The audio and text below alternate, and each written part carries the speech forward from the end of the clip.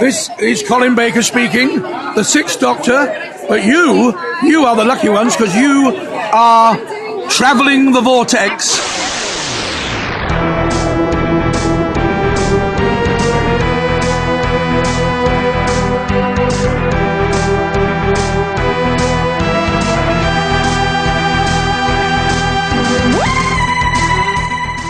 We've joined the Doctor as he travels the Vortex and landed episode number 180. I never saw anyone love himself so much for less reason. I'm Keith. I'm Sean. I'm Glenn. How are you guys? Ask me when we're done reviewing the Twin Dilemma. We're in quite the dilemma. I'm exhausted, guys. I did a lot of yard work today, so hopefully we can keep the energy up. But I apologize if we get really boring and stoic. Okay, hold still. Well, thank you. You awake now? Yeah. Plus, I have this huge palm print on the side of my face. Are you saying I have big hands? Yes, I am.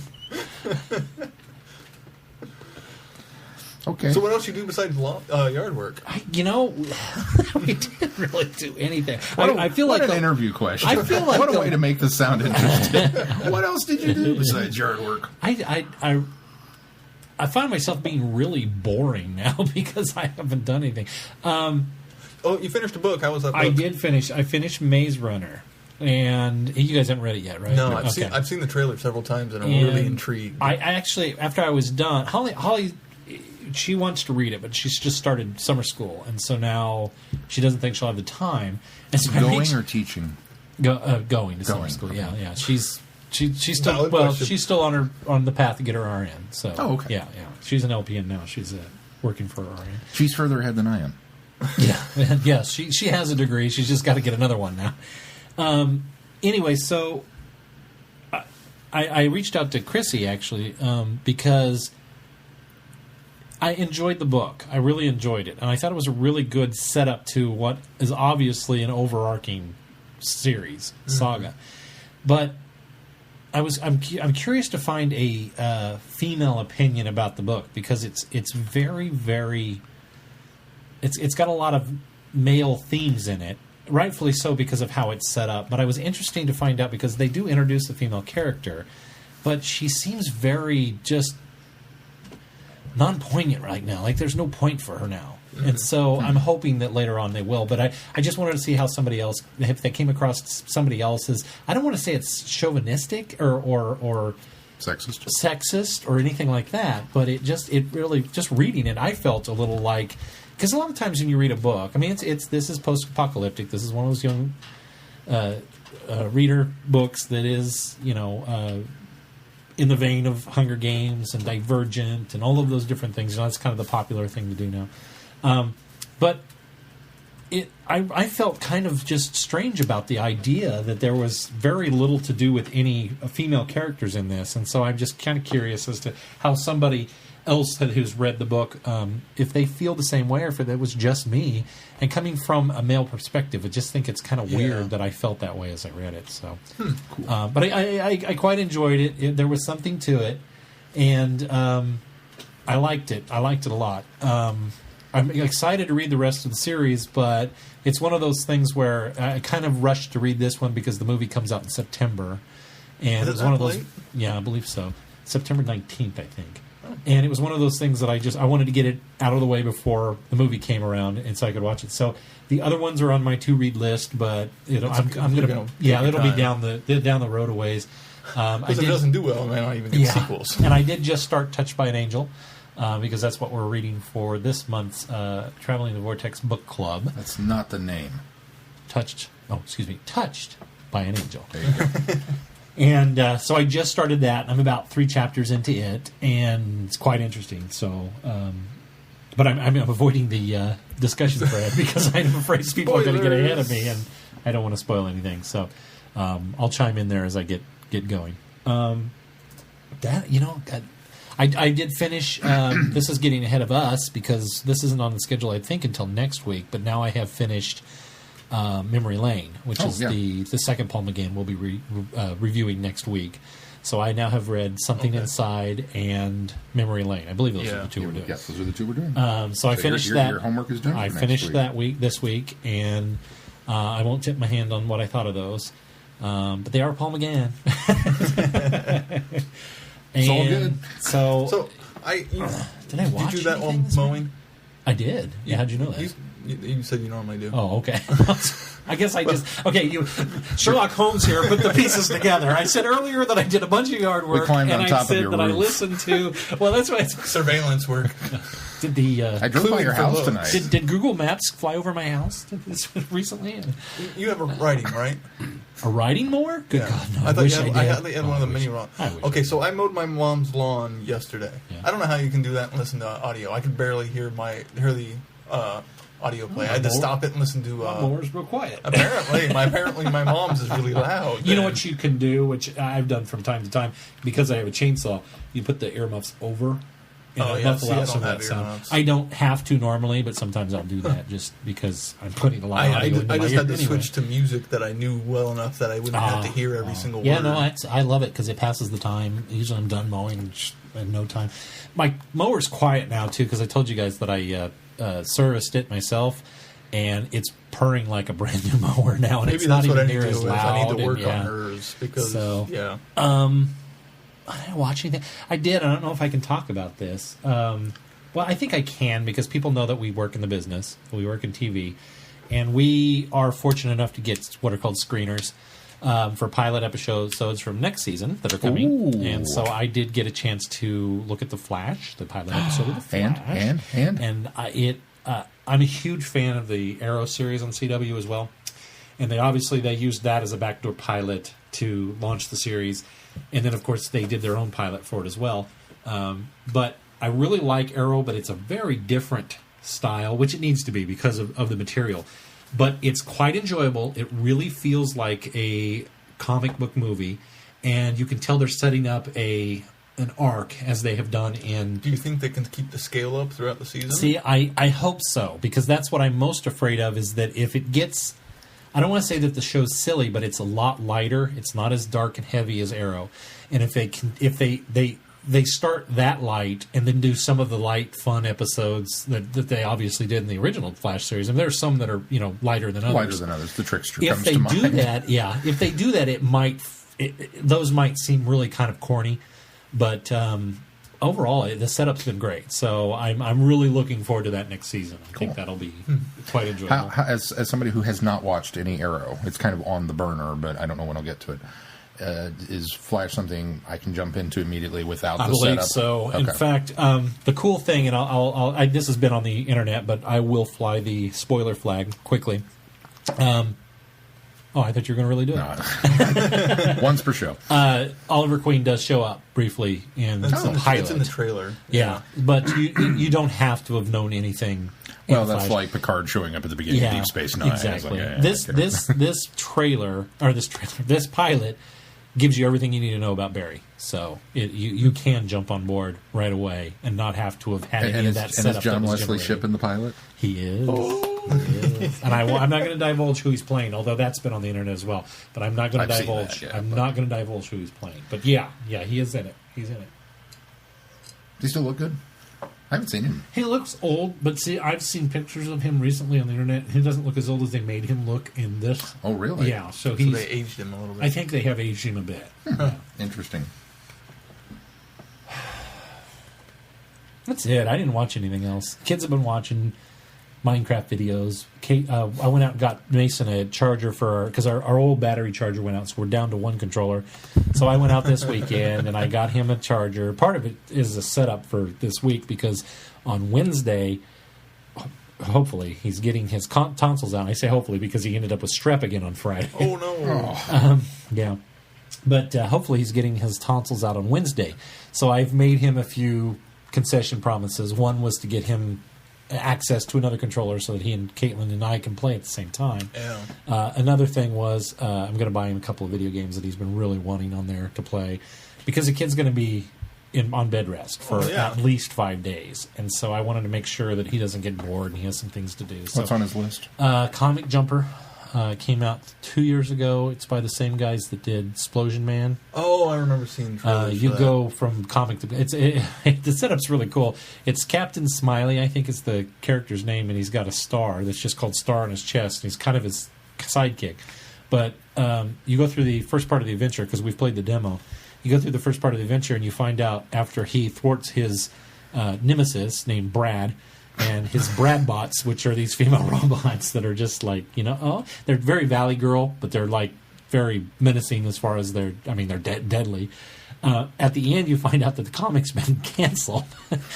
And so in order to basically raise his appeal, they've created this system so that he can jump from comic book story to comic book story. So there's different styles of comic books that he goes through. So each different level of the game is a different style of comic. That sounds awesome. It's really intriguing, the concept. I mean, you can't play past that first in the demo, but we're pretty excited to finally unlock that, play that. He plays the demo all the time. And it's just that one segment, and he plays it over and over and over again. So there's that one. I promised him we'd download a few more skins for his Minecraft characters because he loves that. We got him Spider-Man a couple weeks ago, and he really thoroughly enjoyed that. And he wants the Marvel superheroes, the Avengers pack. Of course. And that's it. I didn't do anything else this week. If I come up with something, I'll mention it. Keith? I started doing the ABCs of TV shows. Jumped on a little late for that. That's been fun so far. You just added one. I just added one. Joined in for Sleeping Beauty with Disney with Friends. I apologize for... Which was enjoyable. I've had late nights at work this week because of the severe weather on Tuesday. On Wednesday was the that was Stanley hockey. Cup. On Thursday was the NBA playoffs have begun, and so it's been some late nights. Our news has gone on late. Sorry, go ahead and interrupt. Didn't go on late for me, so I got to go home. You get out of there right before all the chaos. You got out of there before the chaos on Tuesday. Yeah. In fact, that all hit right in the middle of my show. So I did half a show, and then we went full wall-to-wall coverage for the tornadoes in the northern half. Nearly a whole hour area. after I had left. Yeah, it really was. A little more than an hour, I think. Well, no, you leave at 9:30. Yeah. We start at 10. You leave at 9:35. So. Feeding the dragon. That feeds it for us. You don't have to do anything. I just had to sit there and call emergency management in all those different counties. We got a few people on the phone to do some phoners so that they could kind of relate what was going on out there. Anyway, I'm glad I missed it. Still stealing away from... I didn't remember Sleeping Beauty as well as I thought I did. I must have been really young the last time I saw it because a lot of it was so new to me. It was okay. No, you're wrong. Technically, it's a great film. Story-wise, it's kind of weak. No. And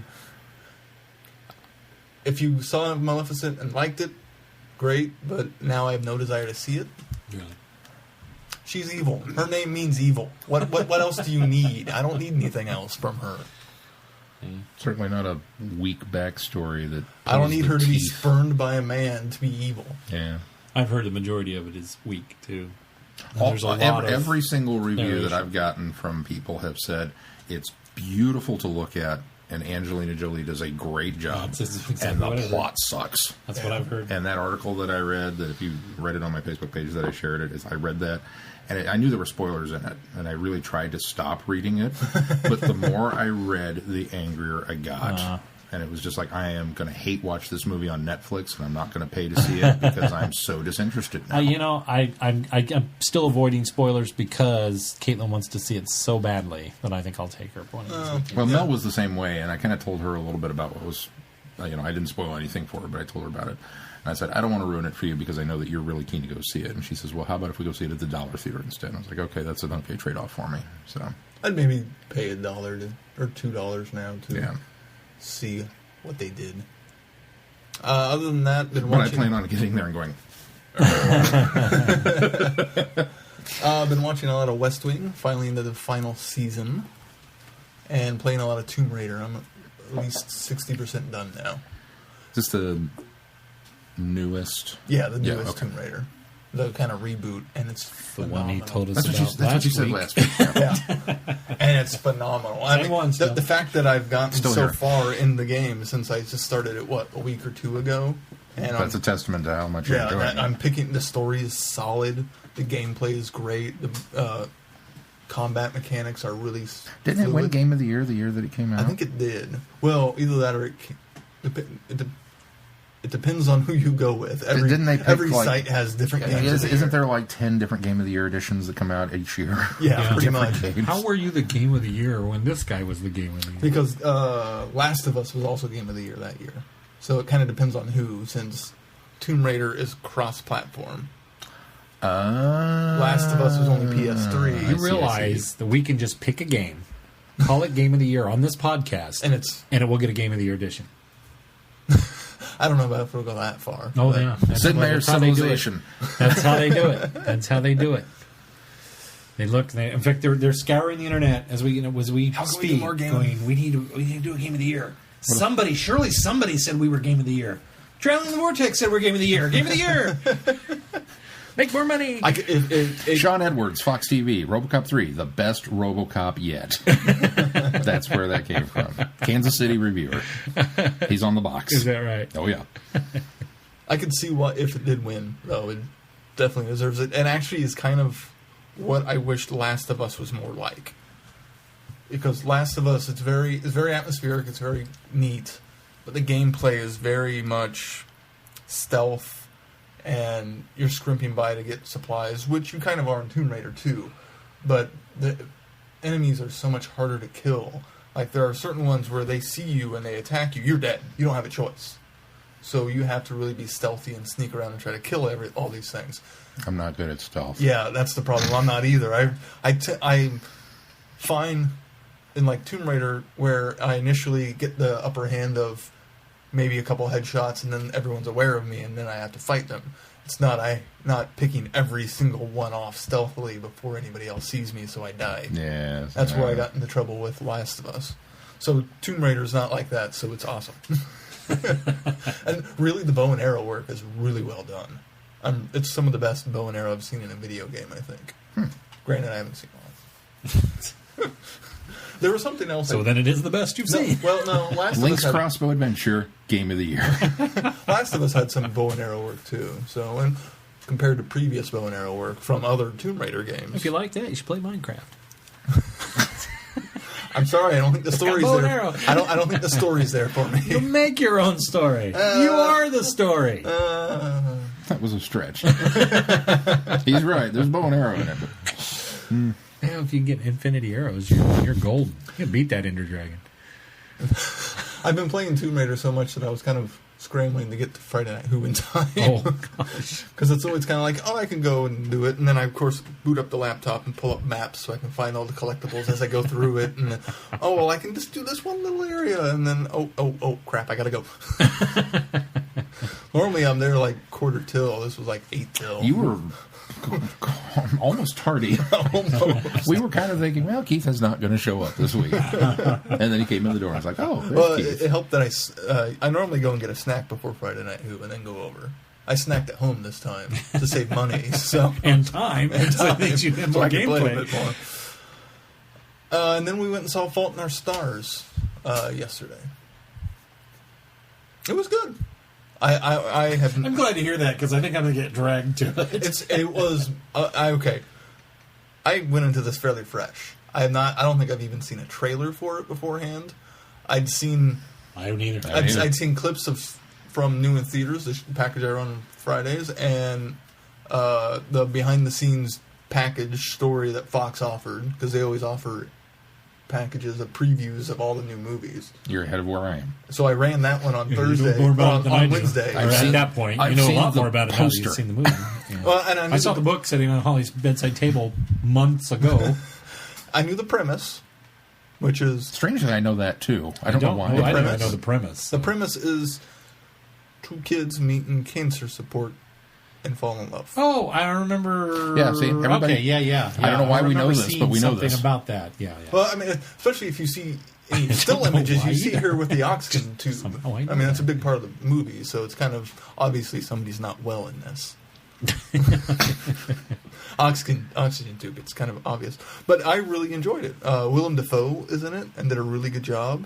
I love Willem Dafoe. The guy who plays Gus, the main guy, did a really good job. Shailene Woodley was okay. Laura Dern was phenomenal in it. I love Laura Dern. Sam Trammell, while he did not have as big of a role as I would have liked to see, did a really good job in it. He plays the dad. Yeah, and it was really good. Sarah had read the book and just finished it a couple weeks ago. Or not even probably a couple weeks, a week or so ago. And loved it. And thought the movie did the book justice. And you kind of have an idea how it's going to end when you go into this sort of movie. And I wasn't surprised. Yeah. It did elicit a few tears. Spoilers, the boat sinks. It's a movie you go into expecting to cry. Unless you're completely heartless. That's why I might not.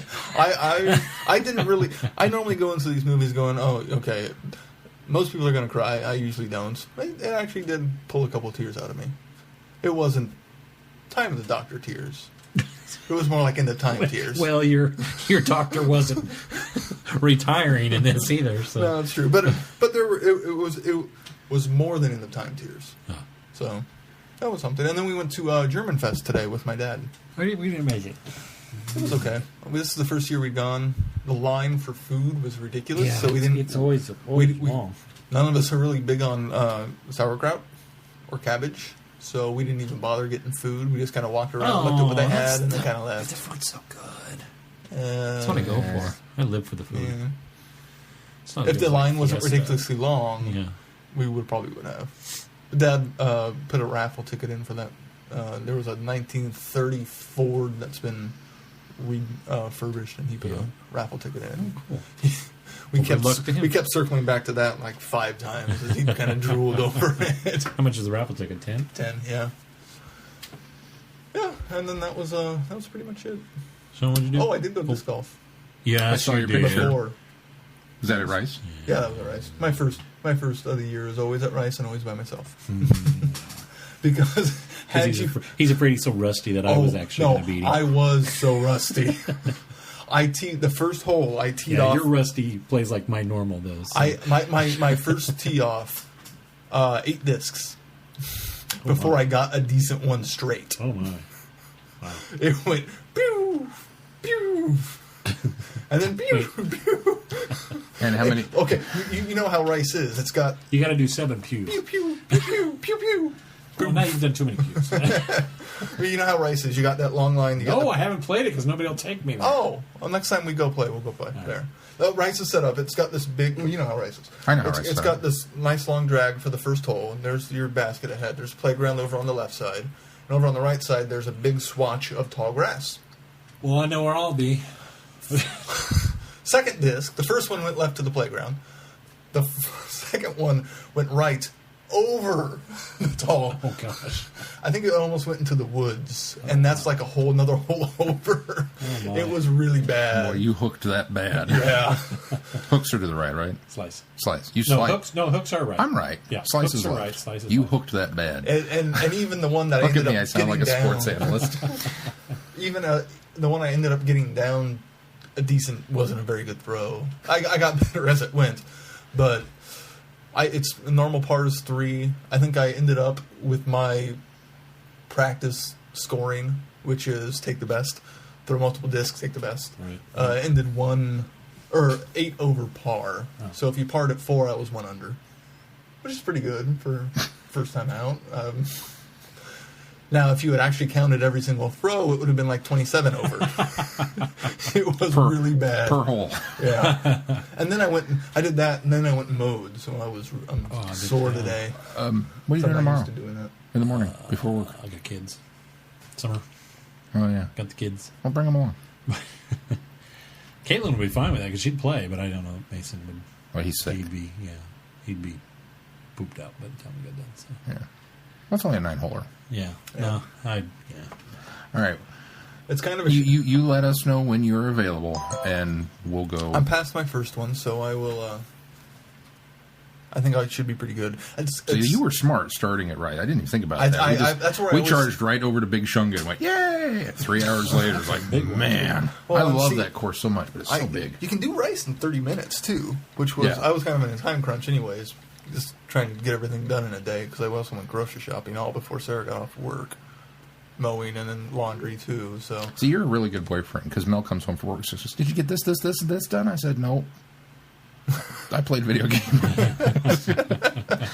Well, she does. I thought about doing the laundry and getting the dishes unloaded from the washer, but she used to always do the laundry, and then she started back to school, and so it just became she was doing homework on her days off, on her Tuesday off, so she didn't do laundry anymore. So I took it over, and now she's not in class for the summer, so she kind of takes it. Is taking it back, except we had quite the pile up, so... Yeah, so I'm sore today. What'd you do, Sean? I watched 3 movies. Did you watch? Finally watched Safety Not Guaranteed.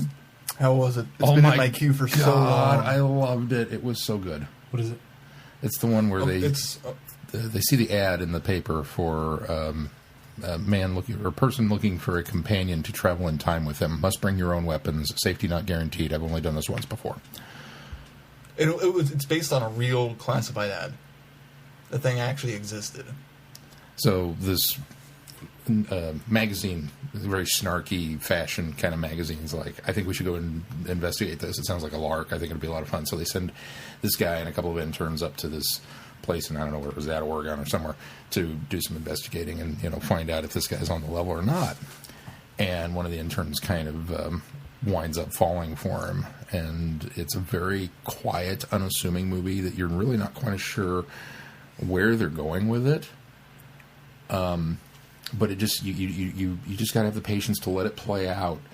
And, then she finds out, well, maybe he's nuts, maybe he is crazy, because there's some pretty horrible things out there. But then he keeps talking about being followed, and, they're like, no, well, sure, whatever, right, that. And then men in suits show up, and you're like, whoa, he's actually followed. And it's not until you get to the very, very end of the movie that they reveal whether there is or is not a time machine. And and Mel and I we both loved it. It was just a really good movie. Now I've always heard that it was good, and I remember seeing trailers when it came out in theaters and thinking, ooh, that looks really good, but I haven't got around to watching it. It's one of those movies that it's one of those movies that you want to like just because it's not something that Hollywood threw a gajillion dollars at. Well, and it's got some decent names now.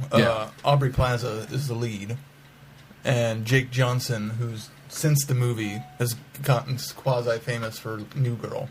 Yes. He's on that. And the director just got tapped to direct something... Jurassic World. That's what he's doing. I couldn't think of the name of it. So there's that. But yeah, no, we really, really, really liked it. I think that's going to go high on my to-watch list now. And then we went to the Cheap Theater with Katrina and went and saw the Lego Movie this weekend. What did you think? I kind of totally agree with where you were coming from. It's fun. It's cute. It's got a lot of great jokes in it, and there's a lot of good laughs. And I loved the kind of hitch between the eyes nostalgia factor where they do that Matrix bit with, where she can see the parts that she needs to make something, and they've got the actual Lego ID number kind of floating off to the side, because if you've ever picked up an instruction manual, they've all got individual numbers and everything, and I thought that was kind of cool. The geek builder in me's going, I get that one. But it didn't have the same heart that Wreck-It Ralph did, whereas Wreck-It Ralph, you really felt so immersed in that video game world, and it was all nostalgic, and it was all wonderful, and it was all just, yes, this is exactly what this should be like. I think Lego almost felt like it was trying too hard to elicit that same kind of response. Maybe that's what it is. Maybe they're trying too hard. It was still good. It was still an enjoyable movie. And a lot of surprise cameos. The best ever is when, I didn't catch it in all the trailers, when Morgan Freeman's droning on about introducing all the other master builders, and he says 1980-something space guy. who runs around, and if anybody remembers the 1980-something astronaut from the Lego sets, every single one of you had him with a little crack in the middle of his helmet here because the little piece broke that went over his... Yeah, he's got a crack in the middle of his helmet. The helmet doesn't quite come together anymore. And I was like, I got that one, too. So that was cool. Katrina didn't... she didn't have a Frozen moment. Frozen, she zoned in on and was there. This one, she kind of was like, and just kind of wandered around the seats a little bit. And so it didn't capture her interest quite as well. But it was good. It was enjoyable. And then snuck out, because we get pre-street rentals, kind of like you get your screener copies. We get ones before they actually release. This Tuesday of this week, whenever this show comes out, releases Jack Ryan Shadow Recruit. And so we got to take that one home and watch it over the weekend. And when I saw the trailer for that one, I was like kind of cautiously optimistic, because I love the Tom Clancy books. I love the Jack Ryan movies. For October, Patriot Games, Clear and Present Danger, to a lesser extent, some of our favorites. I'm just, okay, yeah, it's time. I'm ready for another Jack Ryan film. And I saw the trailer for it, and I was like, okay, maybe this will be good. It's not that the trailer made it look bad. It's just that I wasn't quite sure where they were going to go with it. And I thought, well, if they're really smart about this, they'll do Jack Ryan Jr. and kind of continue the adventure, because that's in the books he has a kid. And it was like, that would be perfect, as if you could kind of allude to the fact that all this other stuff actually still happened to the old man, and that, this is going. Well, it's not. It is a reboot. Let's bring everything up to date and set it in present day. But that was weird. They did a phenomenal job with this. Kenneth Branagh directed it. He's also the bad guy. Chris Pine was great. Keira Knightley. I didn't even know she was in it. I didn't either. And after watching the movie, it wasn't until her name showed up in the credits, I went, holy crap, that's who that is? Oh, you didn't even recognize her? Yeah. She was great. Everybody was really... Is that why you didn't recognize her? Because she was good? Is that what you're saying? That's mean. Is that what you're saying? No, just different. Okay. Everybody was really good, and I didn't quite realize it. I had this very unsettled feeling through the whole thing. I couldn't quite put my finger on what it was, and then I realized that Mel is all like balled up like this on the couch on me, and that's when I realized I was literally on the edge of my seat. Wow. On the couch watching this thing, and it's like, it's been a long time since I had a movie that engrossed me to that level as a spy thriller. And it was really good. They did a heck of a job with it, and I unfortunately didn't perform, I don't think, too well at the box office, but I hope they continue and do more with this particular group of people and let it have some legs, because we need more Jack Ryan in the world. I mean, it doesn't obviously have the same humor as a Bond film or some of the other ones. It's a little more of a straight-laced thriller. But I think that in a way that works in its favor, because while I love the Bond films for what they are, and I love like the Mission Impossible movies for what they are, there are no gadgets in this. It's all very, this is what we've got. Right. And the fact that you could still pull off this kind of movie with that was just, wow. Yeah. I mean, I can't say that enough. It was a very well done thriller.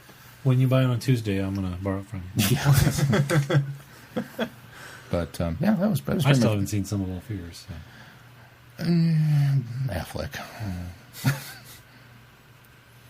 He's okay. He's just not Jack Ryan. Yeah. It's an okay story. They changed the story in that one quite a bit from the book. But I haven't read any of the books, so I wouldn't know. Cool. Anything else? No, that was pretty much it. Let's move on to news. Not a lot of it this week. Not a lot. The first 12th Doctor novels have information has been come out about them. They're due out in September of this year. The first one is Silhouette by Justin Richards. Yay! Features Vastra, Strax, and Jenny. Yay! And it looks like a murder investigation that goes through. I'm not going to read the synopses because they're kind of lengthy. The second one is The Blood Cell by James Goss. And the third is The Crawling Terror by Mike Tucker. So two of these are new names to me. Yeah, I don't recognize them at all. Looks like The Crawling Terror features a giant insect. Oh, great. Anthropomorphized. Being attacked by mosquitoes. Alien. Maybe they're bringing the wearing back. I'd be alright with that. That'd be neat. Be our third go-round, right? Because we had them in the Prisoners of Time. No, those were the Zarbi. Oh, it was the Zarbi. Oh, it was the Zarbi. Yeah. They're in a Big Finish or two. Are they? if I remember correctly. And We haven't got to him yet. And then the blood cell looks Obviously. like it is about a prisoner escaping or trying to. Oh, I get it. Cell. Yeah. Cells are bad. And then My uncle killing had to spend starts. 6 years in a cell. So if you go Google search 12th Doctor stories, I'm sure the information is out there. It's kind of right. neat that they're bringing Wake up, Glenn. Master Ginny and Strax back for the 12th Doctor. It's one of those. I can't get too excited for books because there's so many Doctor Who books out there that I want to read. And that we it's know just, not all of them it's are just great. now I'm adding 3 more to that list. Yeah. So it's not like, oh, yay. Well, maybe you we know. can add the Justin Richards one to the book club the month that it releases. Maybe. We could be current on You'll have to something get with Chrissy and get it on Yeah. the poll. instead of, trying to find things that haven't existed for 20 years. We can do something with We've been pretty good. The only one that was tough, I think, for a lot of people was Crooked World. Yeah. Because Earthworld was Earthworld was re-released re-released. last year in the 50th anniversary, and Touched by an Angel is relatively new. Yeah. So. Excuse me, Touched by an Angel. There you go. And then our other bit of news, BBC America has released a still image from the teaser. A still image from the teaser. Way The to same- be behind the curve there, BBC. The 2 weeks. This would be the teaser that came out, 2 weeks ago? Yeah, 2 weeks ago. I went and double-checked the date. May 23rd is when the teaser came out. So on Friday, it will be 3 weeks. 2 weeks ago. Has BBC America announced when they're No. bringing They- Doctor Who and back? as far as I'm aware- that's usual for those. BBC for them, didn't though. even release the teaser, as far as Yeah. I'm aware. Well, yeah. It's because it says August at the end. They're not ready to commit. Did you guys see the that Rain trailer that fan I made? did. Oh my god, that was so good. Did you guys- Somebody give that guy a job. Yeah. Except for Clara's face. Clara was a bit off. She looked older. Well, just the photo video shop work, whatever he did, just didn't quite match right. Considering that, Considering it's really good, yeah, I mean, he's taking all that of Capaldi is from 40 seconds of existing footage, and everything else is manipulated because he doesn't have any of them in that outfit. but yeah, That's impressive work. it for is as good as impressive. it looks. It is very impressive. There's also an 18-minute previously on Doctor Who in the vein of Game of Thrones. Enjoyable. An 18-minute one. Yeah. To go cover all 50 years, or No, just it misses the boat where it could in the first, because it starts with the Martha speech from Sound of Drums, talking to the people, oh, Martha's walking the earth. We're off to a great start. Well, but it's that great speech of "He saved you so many times and you never even know." That speech she gives. It's the one from a good Last of the speech. Time Lords that Last we of really that like. one. Yeah. Yeah, we like that speech. Not from the book. Yeah, no, it's a Yeah. good speech, but but I will fire. Maybe I need to. Now read when I that. watch Sound of Drums, and That's what I'm worried about. Now that is I've I read will- that book, The Story of Martha, I will forever associate Story of Martha with that story, and it could have been really awesome, and they could have started with clips of every single Doctor before starting with Eccleston, before going into the story so far. But they only did 8 from Night of the Doctor, and a short clip of War Doctor, then 9. and then 9. Well, and then they did 9, 10, 11, and then they Sure. went into the story as the rest of the speech. But it was kind of a missed opportunity. The rest of it's really neat. It's really good. That solidifies my comments that Doctor Who the movie is the gateway to the new series. It's not a classic episode; it is a new series episode. It's the first of the new series episodes. Even though it wasn't a clip Would have been from- better if they'd used a clip from the movie, though. Yeah. But they're using that Doctor. So And it really does a good job of boiling down the main story without a lot of the subplots of the seasons. Like the whole Rose and Doctor romance isn't even mentioned in the entire trailer. yay! Yeah, Oh which was wait, kind of I'm nice. sorry. It's kind of like, oh yeah, there was that bigger issue with the Daleks and the Cybermen. Such a good story. All right, shall we move on to feedback? Yes. Yes. First up is Bobby. Bobby writes, long-time listener, first-time caller. But she wrote, "Hey guys, I want to thank Keith." You're welcome. Well, that was great, Bobby. Thanks so much. I want to thank Keith. I thought it was my destiny to be the only member of Who fandom family to not get orgasmic over K's of Adrazzani. I'm happy to find out that I'm not alone. It's a great story, yes, but not the best. It's not even in my top 10. Although, admittedly, I haven't seen every story, so my list isn't complete. I also wouldn't show Blink to someone who's not watched the show before, but only because my experience has shown that Midnight is a better hook. Ooh, that is a good one. That would be. Something I've been wondering. The sci-fi show Heroes of Cosplay was in your area last season and showed a group of women as the 11 Doctors. Do you know these ladies? Have a wonderful weekend, guys. Keep up the great work. Hugs, Bobby. We do know most of them, at least. Yeah. We shared a booth that year that they were filmed for that. Yeah. They're part of the Kansas City Time Lord Society. Mm-hmm. And they cosplay as the most of them are there are like 3 or 4 that are kind of the main people in charge of KC Time Lord Society, and then they pulled in everyone else to do the rest of the Fem Doctors. Right. And I never saw the episode, but from what I understand, it kind of painted them in a negative light, and they're not. They're not like that at all. I watched the episode because I was curious. It's wrestling. It was played for drama. Yeah. It was played for drama, but it could have been much worse. Let's just say that. I see. It, understandably, from their perspective and hearing it from them, it was played up and really out of context. And yes, it is out of context, but it's not as big of a part as it seems. I see. It's a smaller part of the episode. Yeah. But they're lovely ladies all over. They're very nice. I commend them for their ability to do. Tina was on my panel with John That's Adams. That's right. She was one of them. And you can find them on Facebook on the Kansas City Time Lord Society, if I'm not mistaken. So, Absolutely. Thank you, Bobby, and thank you for writing in and for continuing to listen to us. And we hope to hear from you again. Absolutely. Up next is Allison. Allison writes, feedback submitted. It's been a long time since I commented. Several months back, I asked you at what point watching Doctor Who became fun rather than like homework. I believe you said that for some people, a certain episode would turn a switch. Or I may have heard that somewhere else. I forget. We'll take claim of it. I think we did say that. Either way, I found the switch. I watched City of Death and absolutely adored it. It was the first classic Doctor episode that I plan on buying the DVD to watch the extras. It's also cemented Tom as my favorite classic Doctor, and since then I'm enjoying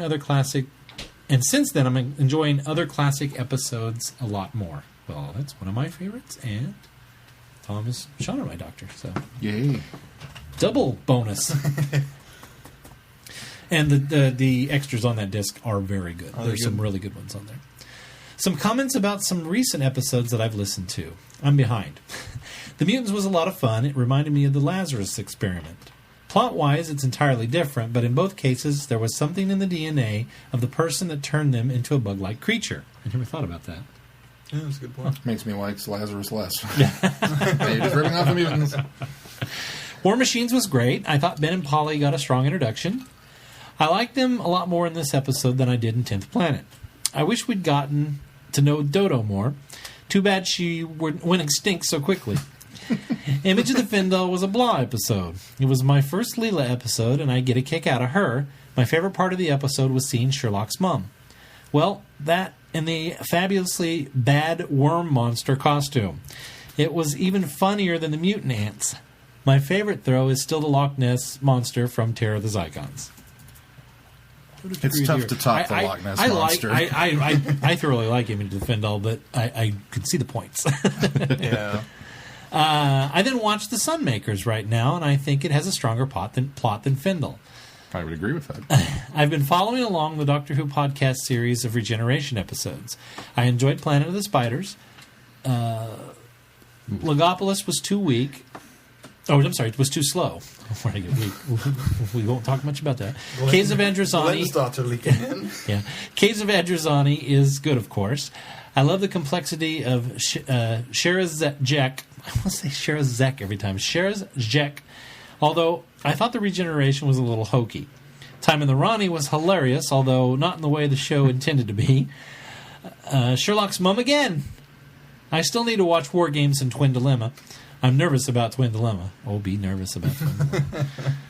I was surprised to see the Doctor help Stale kill himself in the Image of the Findle, but it's actually a plot element I liked. I enjoy seeing the darker side of the Doctor. It makes him a more layered character. It's one of the reasons I really like the endings of Family of Blood and Dinosaurs on a Spaceship. It's also why I was a little disappointed to see the Doctor save Gallifrey in Day of the Doctor, although I appreciate why it was done. I enjoy the contrast of the Doctor as both savior and destroyer of worlds. I thought it was genius of Russell T. Davies to create the idea of the Doctor destroying Gallifrey in a desperate act. Another fun note, after the fancy computer on War Machines, I asked Siri to calculate the square root of 9, and she did so immediately. This has been a long email, but I'm excited to have someone to share my newfound enjoyment of classic Who with. I have some other questions for you that I'll write in future emails. Allison. Thank you, Allison. Yes. We look forward to seeing those emails. And I'm glad that you have finally found your key to turn this from homework to joy. And I'm glad it was Tom. Yes, me too. Particularly that story, which is a very strong story. All right. Up next is Holly. Holly writes, "Hey guys, great last podcast. Rachel, thanks for the photos and video of your trip to PopCon. Dr. Phil, thanks for your feedback on the music of Caves of Adrazani. On to the reviews. Twin Dilemma. Well, with this story, there were parts that I liked and parts I didn't. The whole thing with the twins was alright, but what caught my interest more was that of the Doctor trying to, lack for a better word, regain himself after his regeneration, and Peri's coping with it as well. The scene with him choking her. Wow. I'm a little surprised they showed that much of it when it aired. I wouldn't even say that Peri is really whining in this story." Oh, wait, you bad. Skip the line, sorry. Did I skip the line? Peri's coping with it as well. He got that. Oh, you did? I said that I'm sorry. I said that line I skipped earlier. the line. I backed up a line. I'm sorry, Keith. Go ahead. I wouldn't even say that Peri is really whining in this story. She's scared. New Doctor and the one that replaced the old one isn't quite on the sane side at the moment, trying to guess his moods and still help him get out alive. I think her tone is somewhat justified.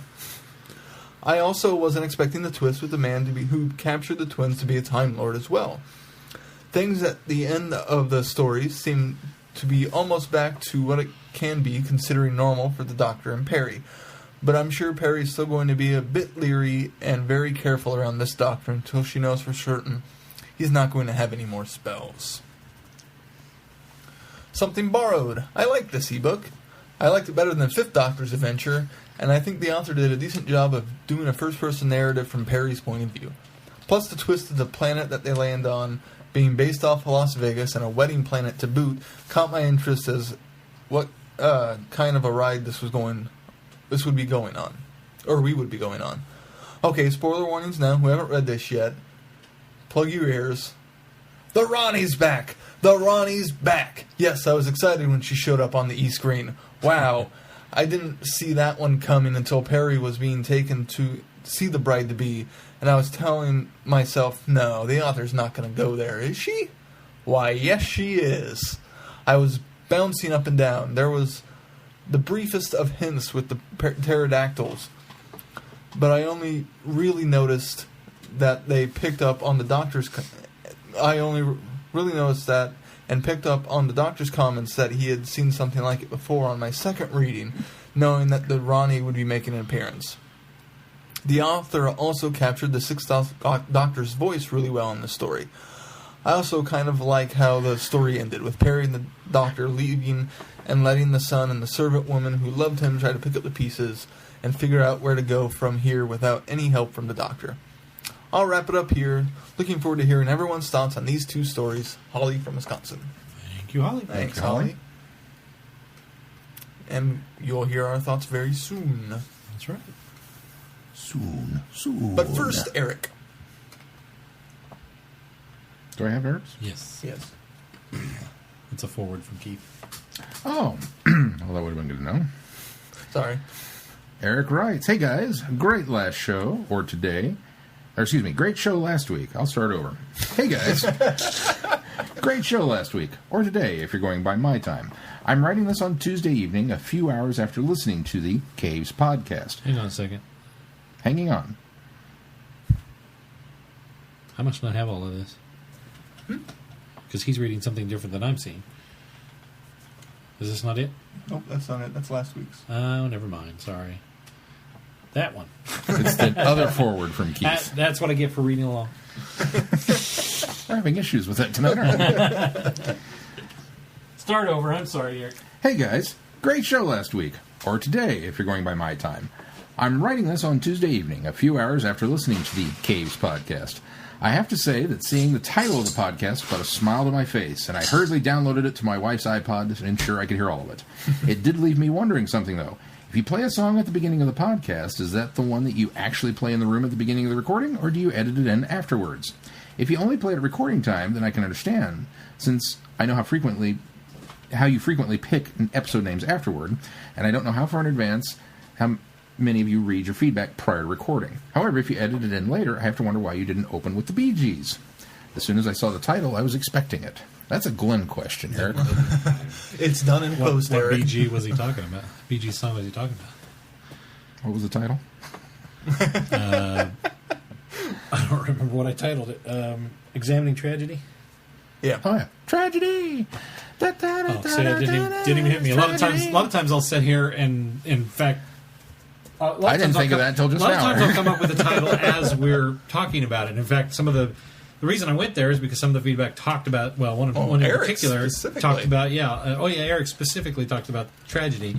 And a lot of times those will hit me, and I'll formulate those even as we're sitting here recording. That one did not hit me. I saw it when it popped up, and I thought, oh, good title, Glenn. And then I kind of went on with my day. That was as far as I went with it. I didn't boot it up this week. Didn't occur to me. Sorry, Eric. Well, maybe we'll play out with that one. Considering what we're reviewing. Spoilers. I had a bit of serendipity myself while listening to the podcast. It was during Dr. Phil's interview at the end. It just so happened that at the point that he played the audio from the regeneration scene and Five's companions were speaking, I was wrestling with Nissa and Adric. Yes, you read that right. You see, my family has a very small farm. And on that farm we have some goats. E-I-E-I-O. Dairy goat. He did that, not me. This is all Eric's humor here. Dairy goats, to be precise. And one of the things that dairy goat farmers often do is give all the kids born in a year a naming theme. Often farmers are boring and just use the name's starting letter for each kid's name and go through all over the alphabet over the years. As I said, we find it boring. We've used spices, rocks, mathematicians, guitarists, and constellations over the previous years. This year, we have companions. The first two born, twins are fairly common for goats, certainly no dilemma, were named Nissa and Rose. Rose we've had since our parting of the ways Rose and we have had our parting of the ways if we have sold her to another family. She thought it was the end of the world. Doomsday even. I see where this is going. The next two were buck kids that are too closely related to our herd to keep. They might end up as dinner or spun out to another farm, and they are Adric and Harkness. The last doe to give birth this year had one of each, before escaping just under a week later to forage in the woods and die of bloat. We have to bottle feed her kids, who quite savagely jump on us and bite at our fingers and knees because they are rather confused about what does or does not have milk in it. The doe is Leela, and the buck, who is not related to the rest of the herd, should make good breeding stock for years to come, is Brigadier. Just so you know, I tried downloading through iTunes after listening, and it did force me to use the podcast app. I had to re-download it as I had deleted it for being a piece of junk that I had suspected was causing my iPad to have memory problems. Upon downloading it, I found that it had apparently been updated, did not freeze, and allowed me to download the podcast and play it with no trouble. Yay. Problem solved. I'm glad my Shakespeare joke was appreciated. Hopefully Keith will get it by the time this is read at the recording time. I have to say that I don't remember a whole lot about the Twin Dilemma, and I don't really have any way of seeing it as it's not on Amazon Prime, and I have no way of getting it on DVD. I do remember hating it, though. The week before, I watched my doctor leave in a deeply moving story, nobly sacrificing himself for his newest companion, only to have him replaced by an excuse me, an arrogant prick that insulted the very memory of his previous incarnation. A week later, I got a doctor that was not only an arrogant prick, but a murderous psychopath to boot. That was it. I was done. At least until they switched to a different doctor, that is. I think I picked up again near the end of Trial. Mind Warp, I think. Just because I didn't want to miss any more than I had to. These days, I feel bad for how... Given up entirely. If I'd watched Twin and then didn't pick up again until Mind Warp, I'd have said, okay, I'm done with this. I'm so done. These days, I feel bad for how dismissive I was of Colin Baker. I'm thinking of trying to talk my library into getting some Big Finish subscriptions, as I can't really afford them on my own. That would help remedy my teenage mistake and let me experience some more Paul McGann to boot. I don't suppose you guys could recommend some subscription periods that are particularly good and would be fine jumping on places for new listeners, would you? Subscriptions would probably make the most sense for a library, and if I'm successful, I might only be able to get them to buy them once. Well, that's it. Keep up the great work. Eric. I'm not sure how the subscription stuff works. I'll be honest, I don't know. I don't either, because I buy them as we go. So, because they're available on the website still, and you can just download them individually. So I've never subscribed. As far as starting Subscribers places... get more. Subscribers do Big get more. Big Finish. we should probably look into that. I've heard Nick Briggs say that a lot. As far as starting places, I mean, obviously, any of the Paul McGanns minus the Divergent Universe we're big fans of. Well, there was some good Divergent in there. It just, I was glad to get out of that overarching story. But you kind of do need to start with... it's hard to jump into Paul, I think, after the first story. Maybe a little bit... You can maybe jump in later, but Charlie kind of has that arc. Yeah, Charlie does have an arc. But I think you're all right early on. Because they briefly mention it, but I don't think it was until... I don't think it was until we got to Zagreus. Well, Neverland, that we really got the big chunk of what was going on and the ramifications of what he'd done, taken her out of time and whatnot. I suppose, Eric, the best way to look at it is anything after he gets out of bed. For the most part, any out. of the television companions are probably going to be standalone stories that you could pick and choose, whatever you were interested in. Now, so any 5th, of the, 6th, 7th Doctor. Well, not necessarily. Any of the television companions. Peri. Yeah, with the 5th, 6th, and 7th Doctor is what I'm saying. Oh, okay. Because there are no television companions for the 8th Doctor. Right. Yeah. We jumped from 8th Doctor to... I gotcha. But, for example, if you wanted to do a Sixth Doctor and Evelyn story, those I would almost say, just because we've been listening to them in order, I would say those should probably be done in order. Kind of the same for Charlie. She's a Big Finish exclusive companion. I would say those probably need to be done. 5 Peri, and then once Aramim gets a bomb. Yes, and we've only done the first one of those so far, but I would suggest that those probably need to be done as well. So that kind of is maybe the logic to look at there. But Eric, I listened to years ago. I started on Big Finish. Oh gosh, even 3 or 4 years before we started this podcast, I was picking up just ones that looked interesting, had titles and companions that I knew, and didn't have any problem following along, as Sean was saying, with the TV companions. So I think you can jump in on any of those, pick those up, and listen to those as standalone stories and be just fine. But as Sean was alluding to, the ones that are like, well, 8th Doctor, I think I'd go with 8th Doctor from the beginning and just go through no matter who, where you're at. Same thing with And you've heard me say before that you get introduced to her. Even though these two guys haven't got to him yet, but any of the 8th Doctor audio adventures that are specifically 8th Doctor audio adventures, you can't go wrong with those. Just say, here, get these 4 seasons and go. Yeah. So it looks like I'm just looking at the Big Finish website, and there's a variety of subscriptions you can do. One is just the main range, and it's how it works is just you subscribe and you get 12 CD a month, and that's it for the year. It's the current line? Yeah, you don't get back catalog. Right. You jump on wherever you subscribe, it looks like. Okay. So that might not be for the library. Could work, could not. Hard telling. I would very much like a picture of the Brigadier, because in my head he's got a little Brigadier goat mustache. And I will give you 1,000 bonus points if you put an eye patch on him. But then you have to lose the mustache. Oh, that's true. Yeah, he didn't have the mustache. Or a hat. Put a brig hat on him. I don't know, if he's biting you probably shouldn't put an eye patch on him now. He's probably confused enough. Thank you for your email, Eric. Yes. Up next is Chrissy. Chrissy writes, larger than life. Dear Vortex Boys, last week I took a couple of days to drive down to see my parents, and that's when I was listening to the podcast. Had I not been driving and immensely unreliable car, I would have turned around and headed straight to Kansas to give Sean a good kick in the shins for the horn he gave for the Caves of Adrazani. And I thought he must have been joking, but then the joke went on, and on, and on, for 20 minutes. And I started to believe him that he really hated this story. So I guess anyone can be gullible if you lead them on long enough, but none of you ever gave Caves a proper dun-dun-dun. So I expect the oversight to be corrected this week. Well, there you go. you have done it for us, Chrissy. And Glenn, I've never had a problem with the Sixth Doctor's last line of "change, my dear, and it seems not a minute too soon."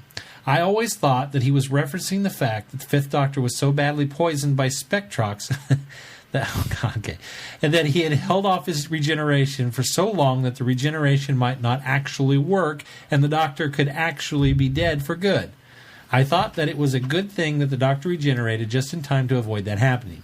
It never once occurred to me that the writers were putting in a dig to the Fifth Doctor or anything like that. I think you're making too big of a deal out of it. Nope. No, that's... Yeah, it's...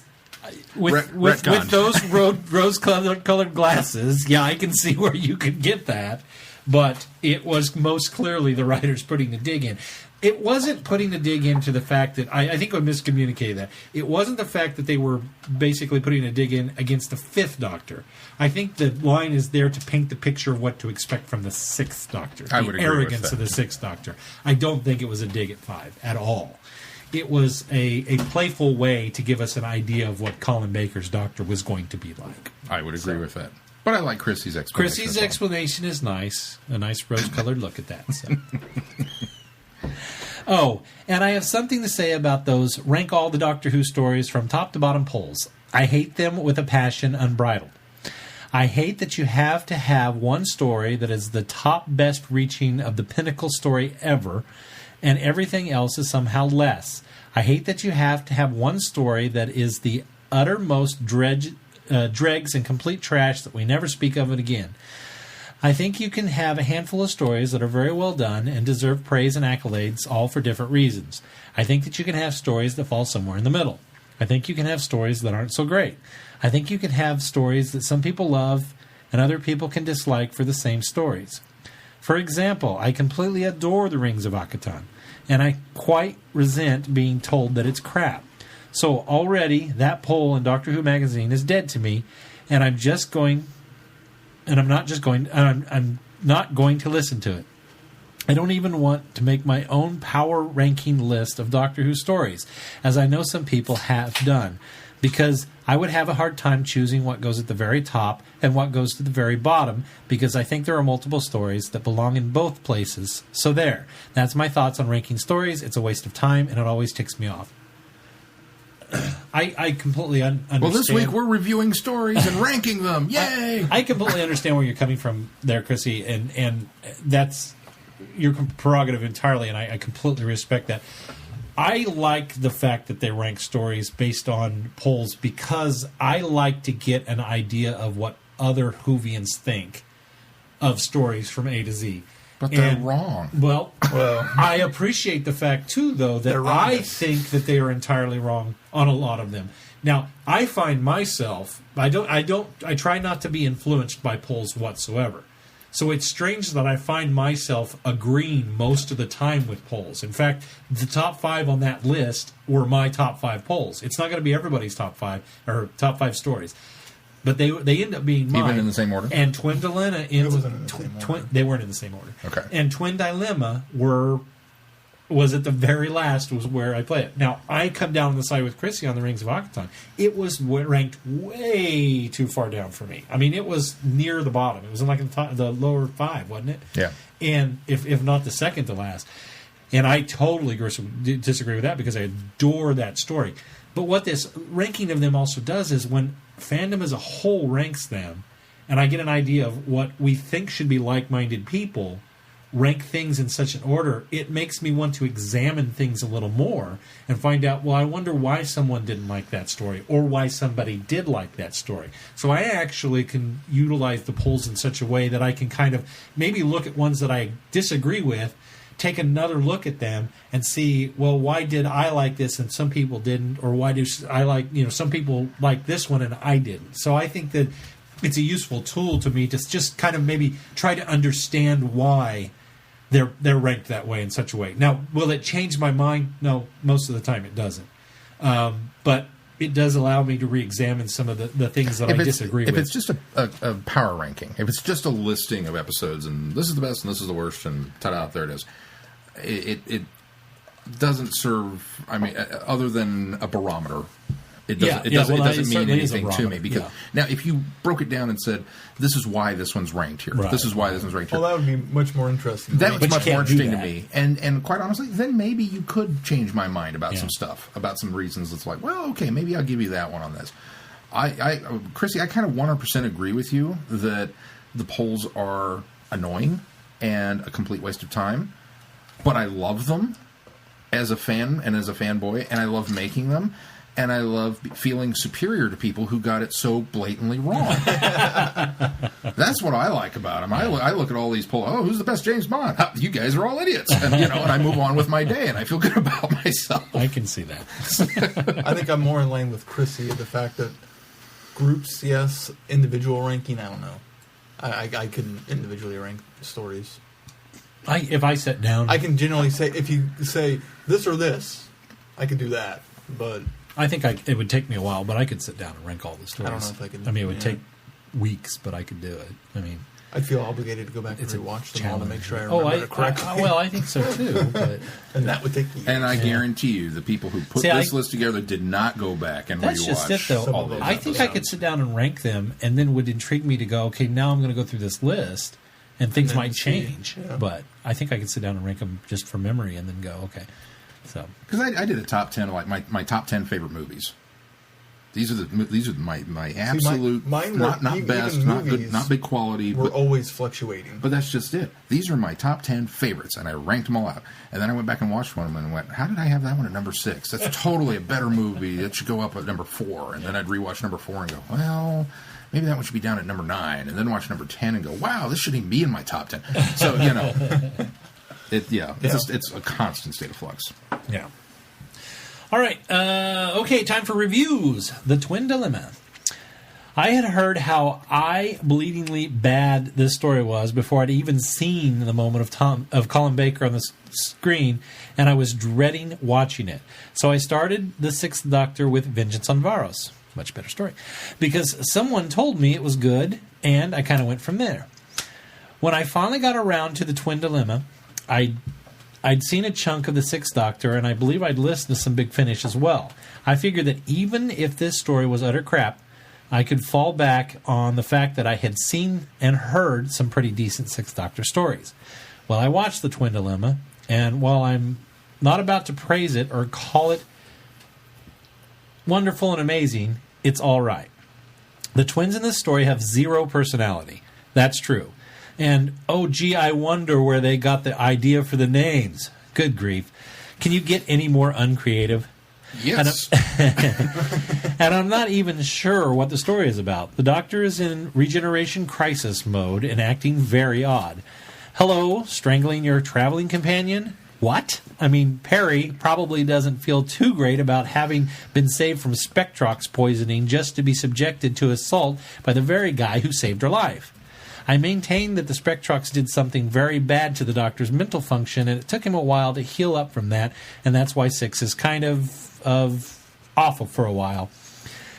But I do admit that the makeup... Off for a while. Yeah. You said that, it sounded like awful. Well, I said, off for a while. But I do admit that the makeup and costuming on the aliens is quite creative, actually. Asmael is kind of a cool character. He and the Doctor have a good relationship, and Asmael's death scene is pretty good. Even the Doctor's little speech at the end about being the Doctor and having gone through the change was decent, though they could have left off the whether you like it or not line. That was a bit much. So, there are positive things to say about this story, but they don't add up to make a whole cohesive story. I don't mind that I've seen this one, but I'm not in a huge rush to watch it again. To be truthful, how hard would it have been to follow up... How hard would it have been to follow up after something like The Caves of Adrazani? I think anything that came after that would have suffered in public perception. Caves really should have closed out the season. I would agree with that. Yeah. Something Borrowed. I really enjoyed this story. It's a creative little romp, and I love that it's told from Peri's point of view. And how long have we been clamoring for the return of the Rani? I love the concept of the alien race that changes appearance when they get married, but they have to do it in a short space of time and when they find their true love. It's a really clever idea, one that I think Rochelle Mead pulls off very well. Oh, and when I heard Rochelle Mead was writing one of these, I was really excited. She's a popular young adult fiction author, and the kids at the library seem to enjoy her stuff, so it was cool to see her name attached to a Doctor Who project. She's even got the voice of Peri and the Doctor down perfect. I can easily imagine this story being adapted for a short Big Finish story. Wonderful story, lots of fun to read, and I didn't want it to end because I was enjoying it so much. As an aside, I found this quote today on Tumblr from Rochelle Mead talking about Something Borrowed, and I think it's quite a good summation of the Sixth Doctor. There's a link in the show. Can we go there and read that? Or, let me see. It's kind of long. I wasn't prepared. Well, we'll put the link in the show, and anybody I that... have it pulled up if you want to read it. It's not too bad. Not that I long. just put the link. Right. I really love the Sixth Doctor because I feel he's larger than life, and the Doctor always is. That's part of his nature. But I just feel that Colin Baker really nails that. Everything about him on screen just draws you in. You can't take your eyes off of him, and I don't just mean he's the crazy plaid wardrobe. Everything about his personality is out there. He's brash. He's real sharp-witted. He makes these jokes that you almost feel bad sometimes for poor Peri, who loves him anyway, and we do too. He's also got the darker streak than some of the other Doctors, and it doesn't take away from his heroism and doing what's right, but he's got these moments, these doubts that nag him. In some of the episodes, you see these moments where he's forced to look at himself, and he questions himself, but in the end, he never questions what his path and what he has to do. That was the quote from Rochelle Mead. I'm glad I read the quote because I wholeheartedly agree with her, 100%. Then there's a clip, the video comes worth the watch. We'll put that in the show notes. Plus, it's Colin Baker's birthday today, so there's a bit of serendipity for us all. One big thing, people ought to start following this Twitter feed. It's twitter.com/@5ishfangirls. Trust me, and that's all I'm going to say. Though by the time this podcast comes out, there may be a bit more news to report. Just saying. Have a great week, everyone. Chrissy. Thank you, Chrissy. Thanks, Chrissy. Shall we go ahead and spoil? I thought you had put Chrissy at the end. I didn't realize we had one more. That's why I thought you'd put her at the end so we could talk about it. No, let's go ahead and talk about it. Well, the podcast that's been discussed of the ladies of Traveling the Vortex is now the 5-ish Fangirls, and they put out their first episode. We have a Joni Loves Chachi. Our girls are all grown up. We have a spin-off. Our girls are all grown up and doing their things on their own. We have a spin-off, which is totally awesome, and we have all listened to it, and we think you ladies did a fantastic job. Really enjoyable. And right now it's 40 minutes, which clocks in about a third of any of our ladies. I think we started that too. I don't think we started at 40, but I think we hit pretty around close an to hour. an hour. Good on you girls, and the best of luck in your endeavor, because I think you guys got a real good thing going, and I thoroughly enjoyed the first episode. Even though I notice a lot of the episode is, first of all, how you came to do this, which has a lot to do with us, and then the middle part of the episode is you introducing yourselves and talking about yourselves, and I already know you, all of you, mostly. I did learn a few new nuggets about a few of you. What just occurred to me tonight when I was listening is I realized there were two voices on there I have never heard. I have never heard Holly from Wisconsin, and I've never heard Brittany speak, because all the other gals had either sent in audio feedback or had I think Rachel has her. Well, she's sent has a audio. vlog. She's sent in audio feedback as well. But yeah, she's got her vlog. Michelle obviously recorded with Sean and Mel when they went to Galley. Thank you. I met Chrissy in person at Galley. So yeah, it was just interesting because it occurred to me that I've corresponded with you all over the internet, but I had never heard those two girls' voices. So that was intriguing to me. I'm looking forward to a lot more from them, more episodes, and it will definitely be a must listen to as soon as they come out. I enjoyed it immensely. I was kind of with you. I was like, who are these other people? Oh, I know. Well, no, I don't know who that is. I think I know who that is. So that was fun, and I'm very much looking forward to more from them and more insights and more wonderful things. And I think it's a good thing. And I think there's not enough ladies' voices in the fandoms that we're all part of. I agree. And so. Change, not a moment too soon. Actual voices, because I think there's quite a voice out there. It's just we don't hear a lot of podcasts as far as the fandom goes. Podcasting tends to be a boys' club. Yeah, it's kind of an unfortunate truth that it does. And let's be honest, the fandoms that we certainly fall into, whether it's Doctor Who or James Bond or Muppets or whatever, tend to, for whatever reason, wow, that was an eclectic spread of fandoms there. Well, tangents like we do, but it tends to skew male. It seems like that. And obviously, there are female fans out there. I'm not saying that they're not, and I'm not saying that they're in the minority. It just appears that way. Well, at times, yeah, so. I think you're right. I think it's less noticeable now than it was even 5 or 10 years ago. Yeah, agreed. Or when I was a kid, when I knew one girl that read comic books, and that was it. I didn't know anybody else, any other females that were in any of the fandoms that I was into. So. But yes, congratulations on your first episode, and we're excited to hear more. While we're doing a bit of promoting, I forgot to mention Flicks with Friends and what we did this week. Let's hang on just a second. Before you do that, I closed out my thing. It's the Five-ish Fangirls podcast. Is it podcast? .blogspot.com. And that'll get you to everything you need to know about them. You can find their Twitter handle on there. You can find their Facebook page on there. You can find their Tumblr blog on there. You can find all of their individual contact information on Twitter. And I think now that it occurs to me, I don't think I saw feedback. There's an email listed. There is an email, okay. Yeah, so that you can email. So you can get there by that address, and I will also have a link in the show notes. Sorry, Keith, go ahead. We're just going to be doing Battle for the Planet of the Apes on Tuesday, June 10th at 11:30 p.m. Central Daylight Time. All right. That's this Tuesday. And we have one more bit of feedback. Yes, we do. Speaking of another member of the Five-ish Fangirls. Rachel. She writes in comment question, "Hello, Vortex Gang. Well, the time has finally come to discuss the Sixth Doctor's first story, The Twin Dilemma. As we all know, the Sixth Doctor is my doctor. By the way, a very happy birthday to Colin Baker. But when I originally saw this story, my attitude was completely different. At the time, I had just finished watching all the Doctor Who that was available for streaming on Netflix. Unfortunately, the selection was limited when it came to the classic era, and there were no Sixth Doctor stories on the list. In fact, as I write this, that is still the case.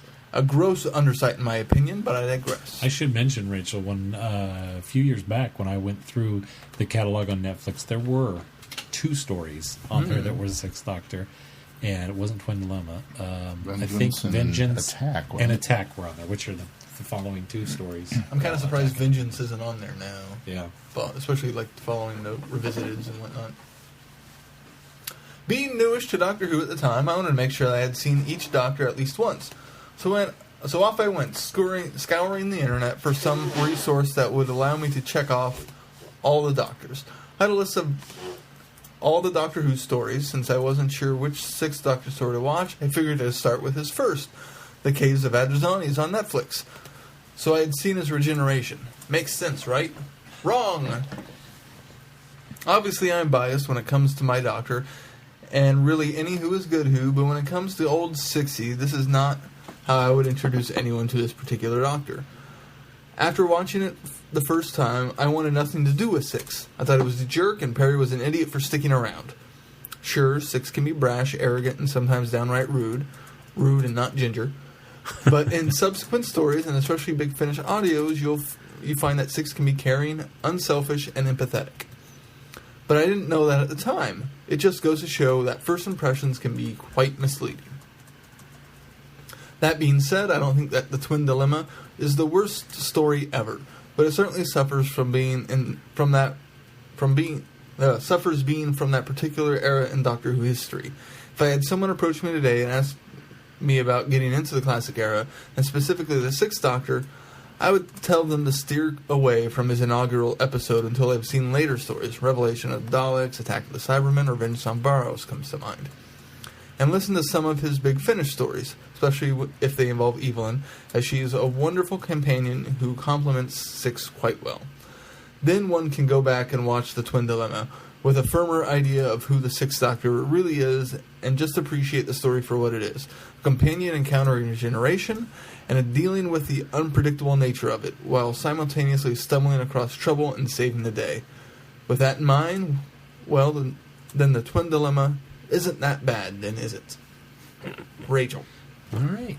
Very good. Good argument, Rachel. Yeah. Okay, I have a request. You want to talk about the other one first? No, I'd like to talk about Twin Dilemma first, so I can end on a high note. All right.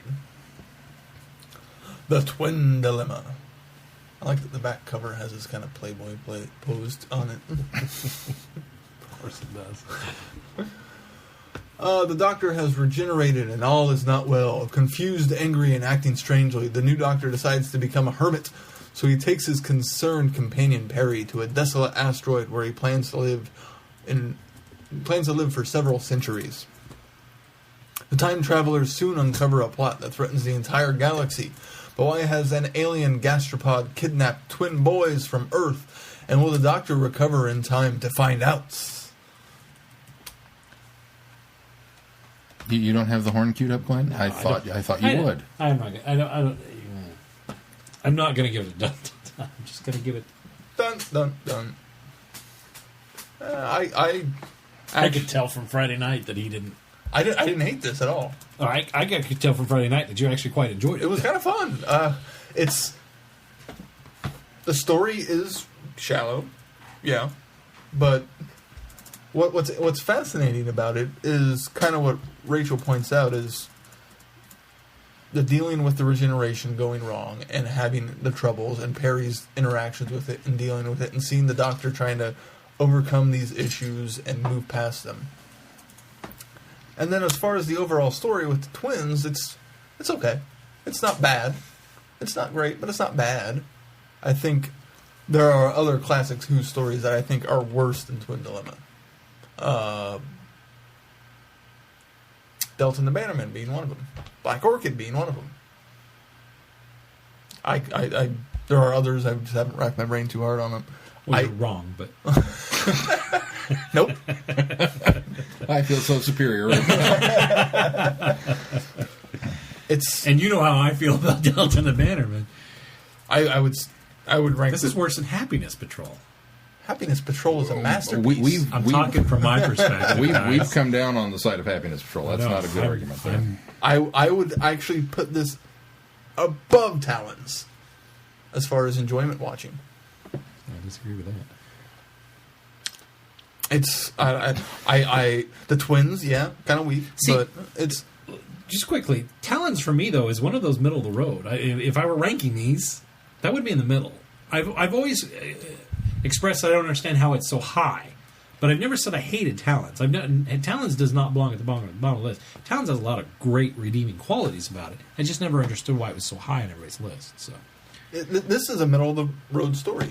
It's how I feel about most of Sixth Doctor's run. It's not bad, but it's not great. It's middle of the road. Attack of the Cybermen being the exception, and Vengeance is pretty high up there. Fortunately, these stories and Mind Warp. Fortunately, both of those stories, not Mind Warp, but both of those stories follow right after this. So. Yeah, I just don't think it's any worse than any other Sixth Doctor story. I just don't understand the hate for it. I don't. Maybe you can enlighten me more on why it's so horrible. Well, because I don't think it's that bad. Here's where I fall down on this. I've always said that know who is bad who. I don't think this is a vile, horrible story that I can't stand and hate.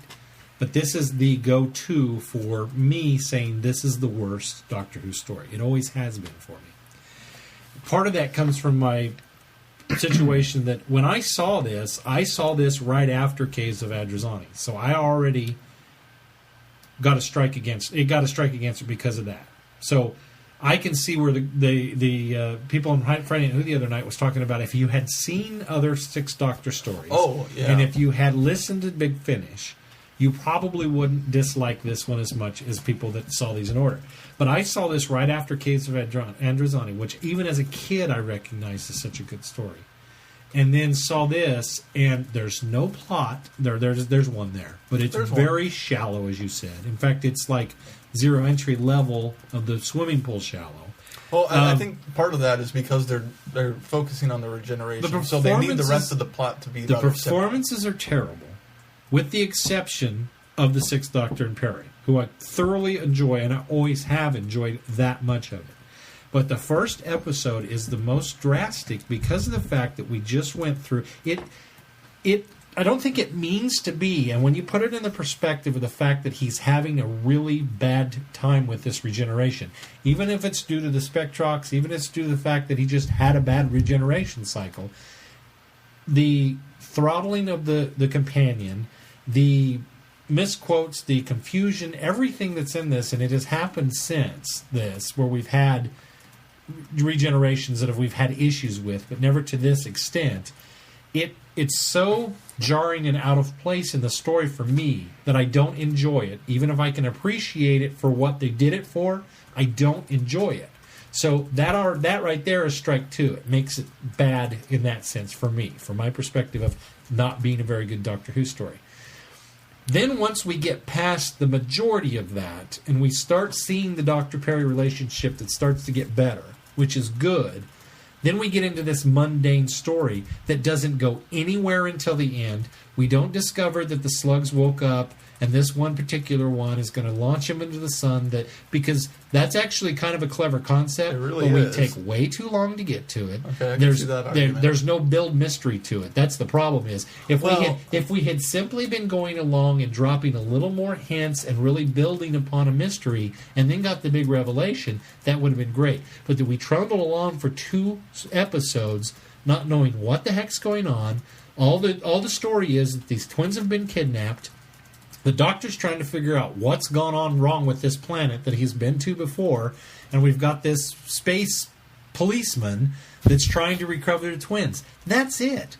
The only other redeeming quality of the fact is the guy who kidnapped the twins for, what's his name? I don't even remember the character's name because I the big slug. The slug guy. Yeah, I don't know but Azael is the one that captured him for Morgul, I think is what his name is. Morgul? Mestor? Is it Mestor? Messor? Sure. The slug. I honestly, I could never decide if it was Messor, Nessor, or if the accents were so pronounced they were saying master. Like, yes, master, like an Igor kind of situation. Let's take a better argument, the slug. But Azael's character is the only thing in there that's intriguing, and it's not above the surface. Asmael, excuse me, is not above the surface intriguing. It's this: why has he kidnapped these guys? Why is he working for this guy? Why, when the Doctor finally recognizes him, why does he not have? Why is he being such a dork about it? All of that's answered for me, which is fine. I'm glad they did that. But you've got 2 stories of this middle-of-the-road story that is totally uninteresting to me. And so that's why it's not a good story, because there's, other than the Doctor and Peri performances, which I think they do a good job, it's not their best performances. They have a lot better performances later on. But this is the bottom of the line as far as their performances. But that's the only thing captivating to me, is the fact that we're learning about the Sixth Doctor. Again, coming off of Caves, I didn't like this guy. I didn't like this regeneration. As a kid, I didn't understand it, so that tainted my view of that in the first place.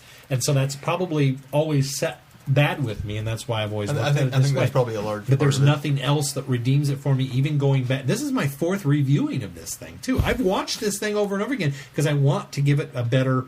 I want to give it a try. I want to find out... And part of the reason I go back to it is because there's very little Sixth Doctor to see. Well, yeah. And so this is one of the ones I stick in there because it's Sixth Doctor, and I get a chance to see it.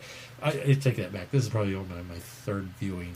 Well, no, this is my 3rd viewing since I started watching Doctor Who again. So, yeah, no, I've had 4 viewings. So this technically is my 4th. Again, know who's bad who, and I'm not going to... I can't lambast this story because it's just there.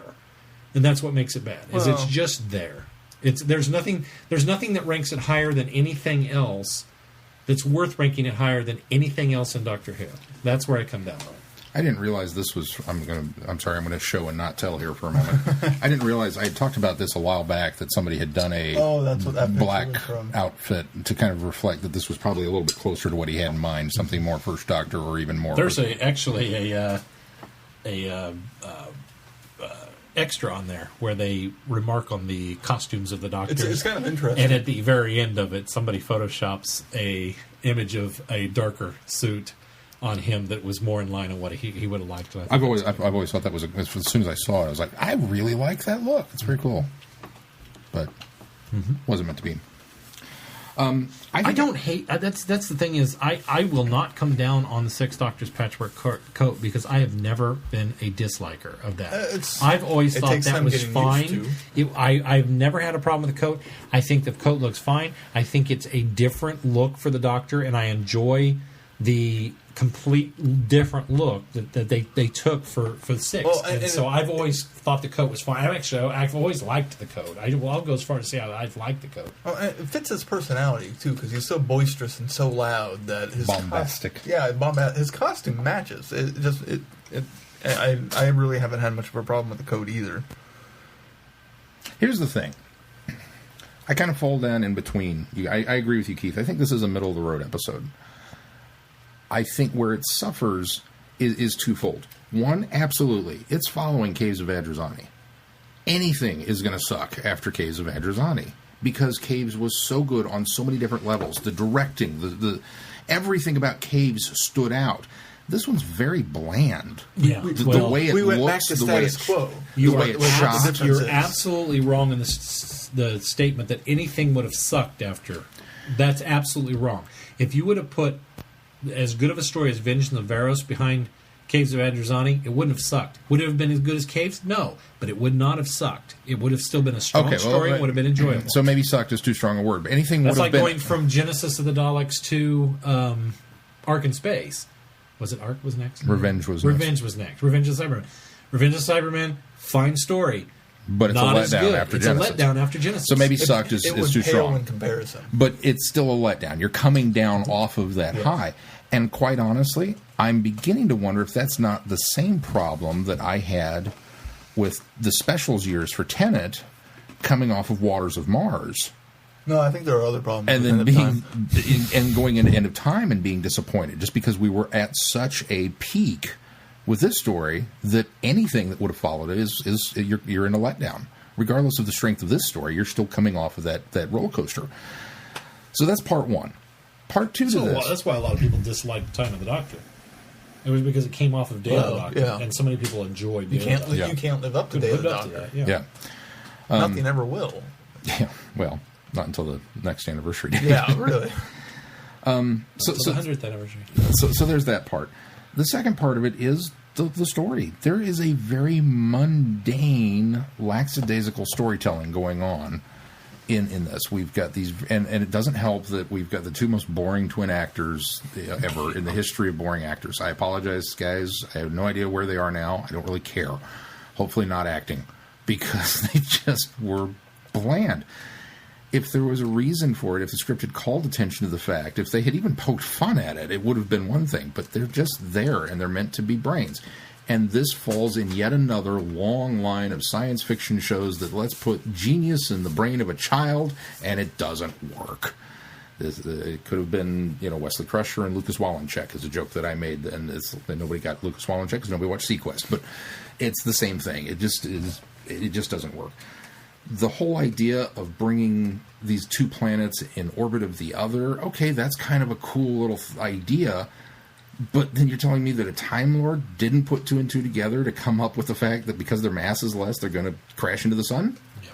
Oh, but that's the point, is that we want that to happen. But he didn't catch on to that until all the way at the end, and he needed these two human children who happen to be geniuses to mathematically... There's not a computer that could have calculated that?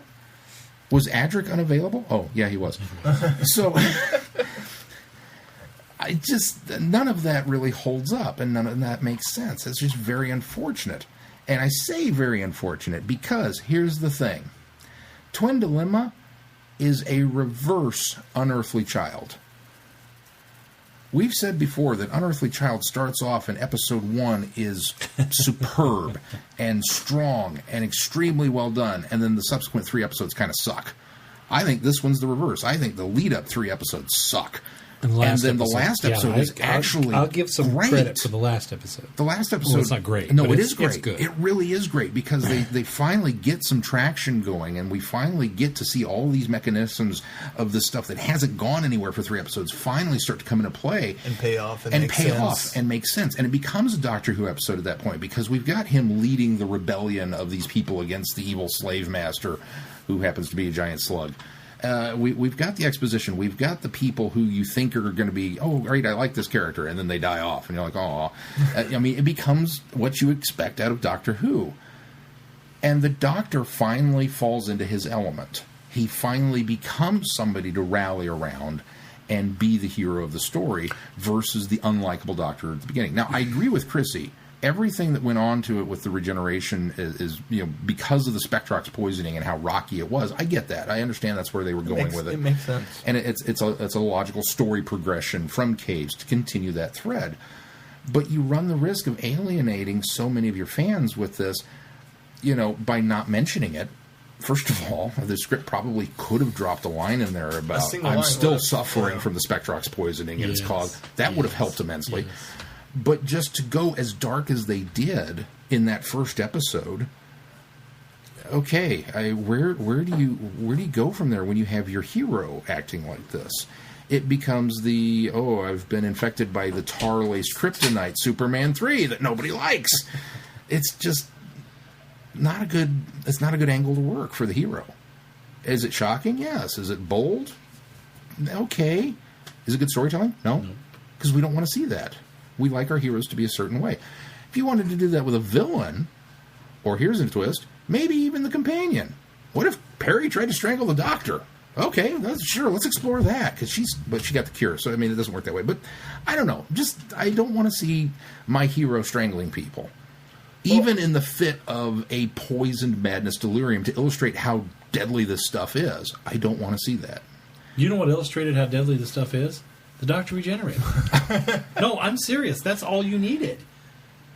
It was that showed the ultimate act of sacrifice right there. So now I don't have to have him recovering from the poison and having side effects from it in another story that should have got off the ground and really gave me a better idea of what to expect from the Sixth Doctor instead of alienating me as a fan. Yeah. What's strange is that I don't mind his arrogance.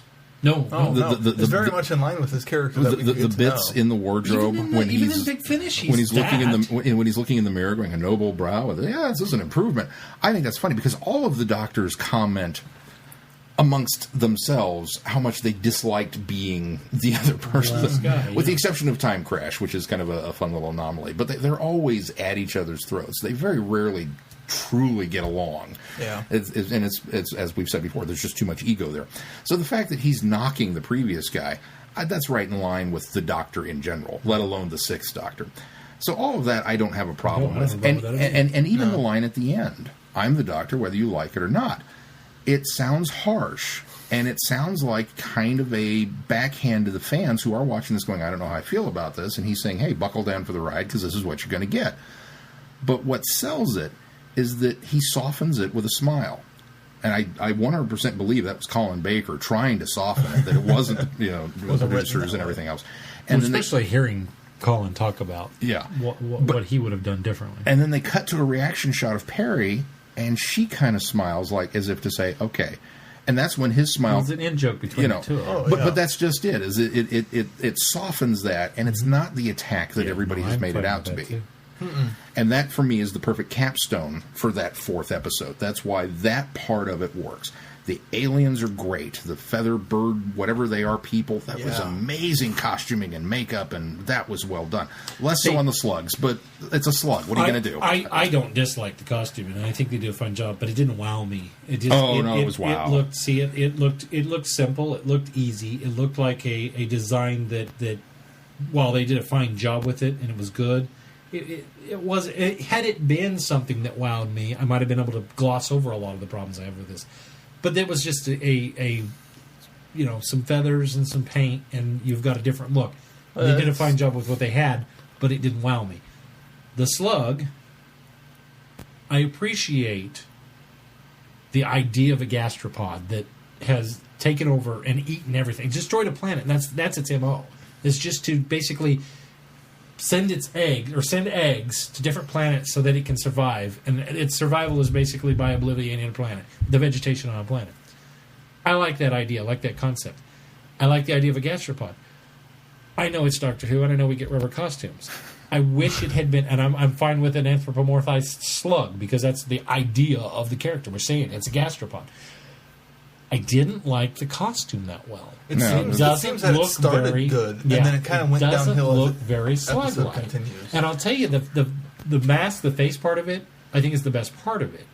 Once you get beyond that, it's not very slug-like. Well, I think, honestly... To be honest, the first time I saw it, it looked kind of like a turd sitting on a chair.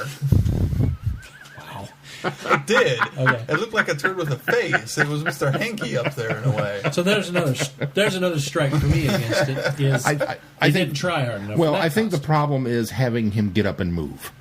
Leave him stationary. If he had been more Jabba the Hutt-like and stationary and not moving, it probably would have made the costume more effective. The minute that you have to help the guy out of the room because he can't go up and down the stairs is like, okay, you've lost me here, because this is the height of ridiculousness. Well, it's kind of like the thing of he's not even moving like a gastropod. He's moving like a guy. He's shuffling. And it's just that doesn't work. Again, you do what you have to. And I have always understood that about Doctor Who. I just think that they could have done a little better. But I disagree with you. I think the bird people were phenomenal. Those have been, honestly, those are some of my favorite aliens in the entire run. I go that high with them. I really, really liked the design of them. Admittedly, yes, I also liked the bird things, whatever they were, the Lacosians in Time of the Ronnie. Doctor Who does well with birds. They should stick with that. But, I really liked them. Bottom line for me, Twindalum is not as achingly, eye-bleedingly bad as fandom has made it out to be. I'll even admit that as well. I think fandom is harder on it than even I am. Yeah, definitely. But I still think it belongs at the bottom. I think they could have almost pared it back an episode and improved it. Some of the B-plots of the twins could have been cut out from one episode and tighten the story up so it didn't feel like it was such a slow burn. It could have still been a slow burn with this regeneration stuff being the focus, and then finally switching focus once he kind of stabilizes to this other problem. See, I almost would go the other way. I'd almost rather cut some of the wonky regeneration stuff and have more of the twins, just from the standpoint that it would make the twins interesting. And I think the twin part of the story arc builds up. I think that's the problem. Is the story of the twins aren't as strong as what's going on with the Doctor. It's there. That's the problem. Is it's so unbalanced. They because need to build something else to the story. You've got the two worst actors in the world in this half of the story. This is their only credit. And then you've got the Doctor bouncing off the walls in this part, and so you go from these manic highs and attempted murder to, do you think we're in trouble? Yes, I think we might be. Well, that's unfortunate. Should I send a distress signal? Yes, I think you should. Okay. Oh, we got caught. It's between the acting and it's the, like it or not, the regeneration and the choking is riveting stuff. I find that we may not like watching it, but it's fascinating to watch, and it captures your attention So, regardless, Not in a pleasant way, but not it in a does pleasant capture way, but it attention. captures your more so than any other plot. I think they would have put in there. It would have just felt, okay, let's get back to this other issue that we're dealing with of characters we care about, as opposed to people we don't know in general, regardless of how well they were acted. Yeah, well, I mean, I think the twin arc built up Azrael, or Azrael, however his name is pronounced, Yeah. the other Time Lord, and so you're kind of you're led down that path of him being the villain until the Doctor shows up and reveals that he knows him, and then all of a sudden you're kind of thrown off balance, going, "Whoa, wait a minute! Yeah. You know, why is the Doctor?" Well, of course, not that should be a surprise, because the Doctor's had many friends who have gone down the wrong path. It's kind of like Kirk in the original Star Trek series. If there's another starship captain in this episode, they're the bad guy. Just spoilers. That's the way it works. How did you get through the Academy? Because apparently you worshipped all the wrong people. But, you know, so I think that could have been a bit of a hook. But again, it's not until the final episode that any of that pays out. And I really... It's too little too late. It's too little too late at that point. I really think the fourth episode of this works. It works well. It works on every level. And it's very, very good television. Azrael's death scene is the best part of this. Yeah. It is really That was touching. phenomenal. It's a good moment, and it works really well. And that speaks a lot for the Sixth Doctor, too, in the way that it's played off. Yeah. I mean, the way that he reacts to it. I think that shines, if I'm going to look for silver linings in this. That's wonderful. Yeah. Unfortunately, it's the capstone of 3 really Bad mediocre, stories. horrible episodes. And so it does get elevated to it. But, you know, as far as worst of the bunch, I would still far and away put Fear Her below this one on any list. Well, I might. I might flip flop my very last. Hooray! I changed Glenn's mind. between that and there, but it depends on which one I've watched. I'd put most Lazarus recently. Experiment below this one. See, I wouldn't put that one below it. I'd probably put Evolution of the Daleks below this one. You're mentioning a lot of the ones that are low on my list, but So, I mean, like you said, this one, it's, you know, at best, it's a mediocre story, and it's kind of a middle-of-the-road one. It's certainly not the worst that everybody's made it out to be, and I think that's very, very unjustified. And it probably is also the low point of his run, but he's also not himself through most of the episode either, so I can kind of forgive that. with the exception of the 11th hour, name one Regeneration episode that is the high Well, point that's of a true. Doctor's It's- episode. it's- I mean, it's taken them 11 Doctors to get it right in that sense. And I don't think we're going to get it again in 12. I think Spearhead's up there. It's probably not his best, but it's really high. It is high, I'll give you that. And he's incapacitated for the whole first part of the But story. there's also, I mean, just based on kind of the hints that Moffat's been dropping, I kind of suspect that we may see something similar That's what in I was this thinking too. with Capaldi's first one.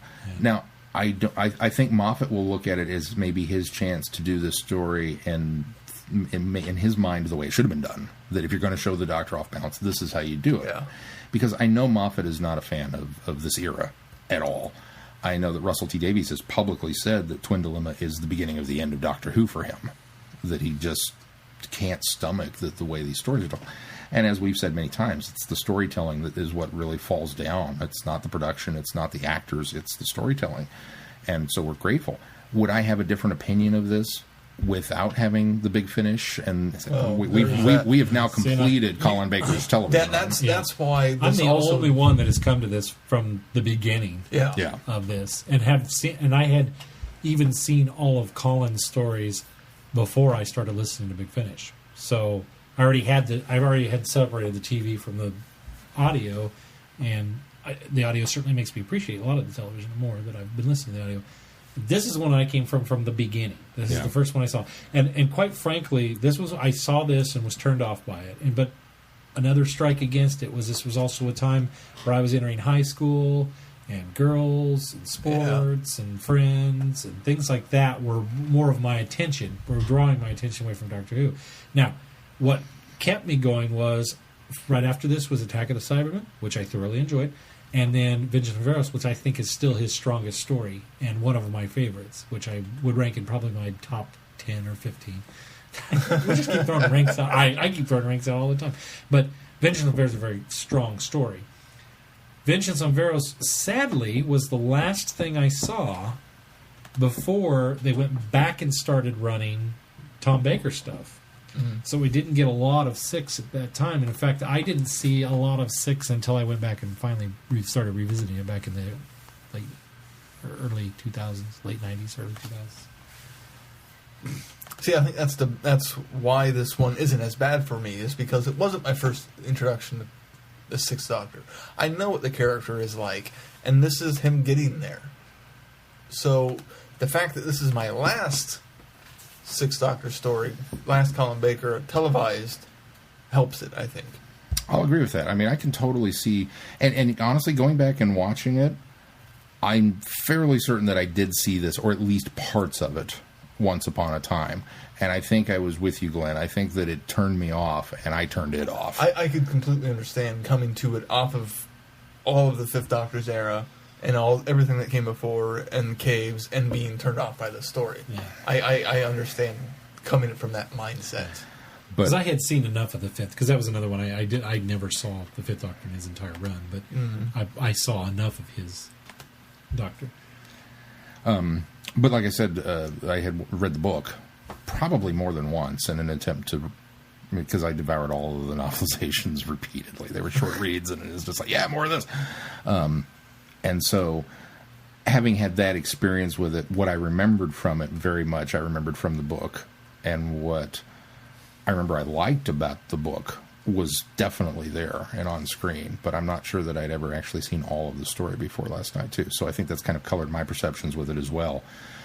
That, you know, like Keith, I've had that other exposure to the Sixth Doctor. If this was the first one right out of the gate, you'd be like, wow, are we in trouble? Yeah. So, colored perceptions all the way around, but middle of the pack.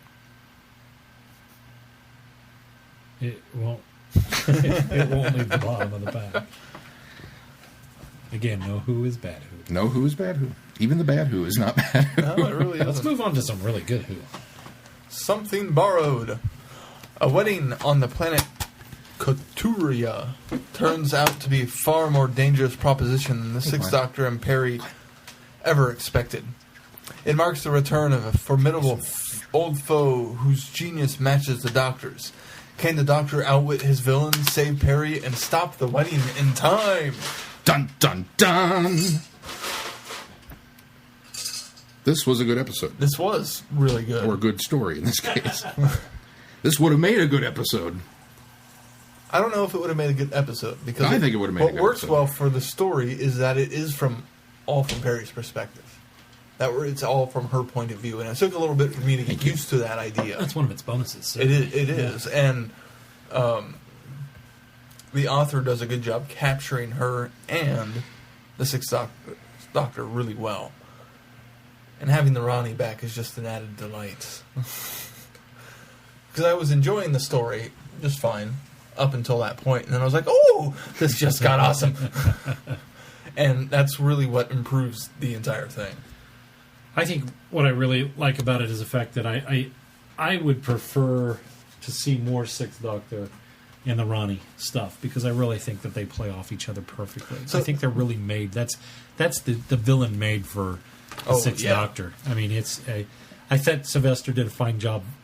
You know, the Seventh Doctor bouncing off of her in Time of the Ronnie, but just that's the best thing about Mark of the Ronnie is just the interaction between her and Colin. And I think it carries over in this book that it's very, very similar, and that means that the way they just contrast each other is so nice. Did anyone else get the impression that this was post Time in the Ronnie for the Ronnie? Yes, it is, because Peri recognizes her. No, Time of the Ronnie. Oh, Time. No, this was pre. I got the impression this is because she makes the line about regeneration as if he's changed. Well, she wasn't sure because she hadn't seen him yet. She was asking Peri if he still looked the same. That's what I wondered if... Yeah, she was asking Peri if he still looked the same. Okay. Now, here's the reason why you can pin it down. Because the pterodactyls and the lizard men that she created, she basically used, remember, the T-Rex. The Sixth Doctor had set the T-Rex loose. Because they even make reference to that in the story. And so that's what she used. He says that she turned that into a bonus or a benefit for her. So that's why she's using those in this sense, because he had pretty much unleashed her miniaturized or not miniaturized, embryonic T-Rex. menagerie. Yeah. Well, it wasn't just the T-Rex. There were other other things in there, things, obviously. yeah. But the T-Rex is what we see. So it's more of foreshadowing to Time of the Doctor. Yes. Or Time of the Time Ronnie. of the Ronnie, yeah. I think that's very much where it falls, is smack dab in between them, because she even makes the comment at the one point about, maybe I'll cause your regeneration next time, or you should look over your shoulder, which is ironic. Which is a considering it is a what nod happened. to the fact that that's how that's how we presume it was that the regeneration happened, because it happened before we cut to. Yeah, we wouldn't know. I liked this story very much. I was a little uncertain initially about it being a first person. Yeah. And it was like, well, is this Peri, or is this a new companion that we're getting for the purposes of the book? And then it was Peri, and so I was kind of like, oh, well, okay, this will be a little different. But she wrote Peri as if it were Peri, which worked. Agree. And so that's kind of what made it, okay, yeah, I'm all right with this.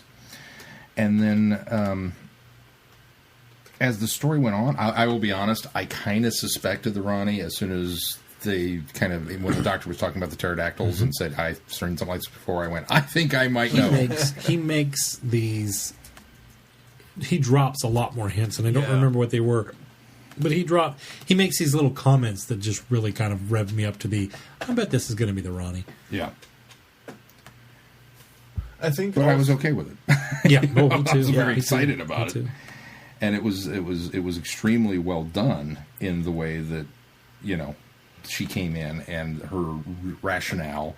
I like the sci-fi plot of this metamorphosis, and that her whole reasoning. Yeah, this is the fun part of this for me, is that for everything we got in Mark of the Ronnie about her with the Doctor. They're almost like an old married couple. It almost makes you wonder at one point in time if they didn't hook up. And he realized, wow, this was a huge mistake. You're not who I thought you were. They sort of allude to that in something else, and I thought it was Mark of the Ronnie, that they give the impression that, like, maybe at one time on Gallifrey they were a lot closer and dated, and then just it didn't work out or something. Or maybe it wasn't even in this. I can't remember. Somewhere made me think that I wonder if they were an item at one time. I really wonder. Yeah. Because nobody fights this way except married couples. This is where, this. This is where it's at. This is like, these guys, and actually, who divides. You know better than me. Who fights this way is divorced couples. Who fights this way. But so for her, all of her gritching at him in Mark of the Ronnie about his appearance, and then her whole goal here, the whole shebang, she's been doing all this research and caught up in this thing, is to be able to control her own regeneration. And it's like, not even like for immortality purposes, not even to keep the cycle going, just to be able to control it and decide what she wants to be. Yeah. It was like, you are such a vain, shallow woman. And I loved it because obviously she hasn't anytime soon. Yeah. Or recently. Yeah. So I thought that was such a fun little contrast for this particular story to be set in a Sixth Doctor era, that it just worked so well for that. Well, the Ronnie's always also been sort of on the just beneath the idea of she's doing things for good in her mind, in her warped mind. She always thinks she's doing things for the benefit of somebody else. Yeah. And in this one, it really does come down on the fact that you could disguise as much as, wouldn't you like to be able to control your generations? And we could, she paints it in a picture of it's a discovery for Time Lords. But when it ultimately comes down to it, it is conveyed in the sense that it's just her vanity. It's just her vanity. And I liked that aspect of it as well. The other thing that I think this did right, that I complained about with the Fifth Doctor novel novella that we read, was this one sets that romance in the background where we have the hand. I call her a handmaiden, but I don't think she was even really a handmaiden. The girl that is helping. Servant. Yeah, the girl that was helping Peri and introducing and getting her ready. Wira. Yeah, Wira. She has a love for this guy, but she understands. She's like, he's unavailable. He's unattainable to me because he's already in love with her. And I love the fact that, unlike leaving the last story ambiguous to, well, do they actually ever get together? Because they were the focus of the story, I thought that was a terrible way to end that story and not give me a little bit more. This one, because we didn't have a relationship going on at all, leaves you with that same, do they get together? But it works in this sense because they're not the focus of a relationship in this one. It's a, hey, there's still a chance for her, and there's something for him to move on to as well. So it worked in this sense, and I really enjoyed the way that she ended the story that way. I would agree. What's her name? Rochelle. Rochelle Mead. It sounds like it should be Michelle Reed. Rochelle Mead actually wrote the Vampire Diaries, which is Academy, which is a really let's get that's that a completely different. Vampire Academy, which is a really, really popular young adult series right now. So. And I think having her voice in this helped make Peri work, because not only is she a woman writing for a female character, she's also an American writing for an American female character on a British show. So it helps make Peri feel more American than anything that's ever come before, I think. Yeah. And so I think her voice was perfect choice for this story. If I have a complaint, I think maybe it was just that first chapter, because it was, again, I wasn't sold on the first person narrative yet, mainly just because it was different from what we have used to. What we've used to. That's so what far. I liked about it. I appreciated that they shook things up. It took me a bit to get different. used to it, but I did like it. But then the fact that the father's name was Everest, it's like, oh, come on, really? We're going to be lazy with our name picking, and you're in Vegas, and you're going to call the guy a derivative of Elvis? Yeah. I think I see where this is going. But then she didn't go there with it, and in fact, Elvis showed up later As the officiant. Officiant, which I've actually been to a wedding officiated by Elvis. But the setting was interesting, I thought, too. It was kind of... I think I like this better than the Ninth Doctor's idea from the audio we listened to. They've extrapolated it and built onto it, as opposed to just making a whole new, brand new Vegas. Yeah. It was really clever. Well, it had a lot of Earthworld to it too, as well, in the fact that I got the impression it wasn't quite like everything was a little more garish and different. Well, and it was like they hadn't quite amped grasped up to 11. Right, they hadn't quite grasped the Vegas idea, with the exception of the marriages, which I thought was right. They got the marriage part of it right. Well, there was mention of them walking through the casino. Yeah. So they had the gambling too. Well, no, it's all there. But I get the impression that I don't know why I got the impression that the Vegas was just slightly off from what real Vegas was. Just it was just like, even though there was gambling, even though there was neon, even the Doctor almost gives an impression as they don't quite have the Vegas thing right. But the marriage thing they've done right. In fact, they've done better than Vegas, because it isn't people that just goes there, and it's not such a flippant affair for somebody to get married in Vegas. Or it is, but here it's a big deal, and it's a real love thing, and it's a ceremony, and so I thought that was cool. Yeah, I would agree.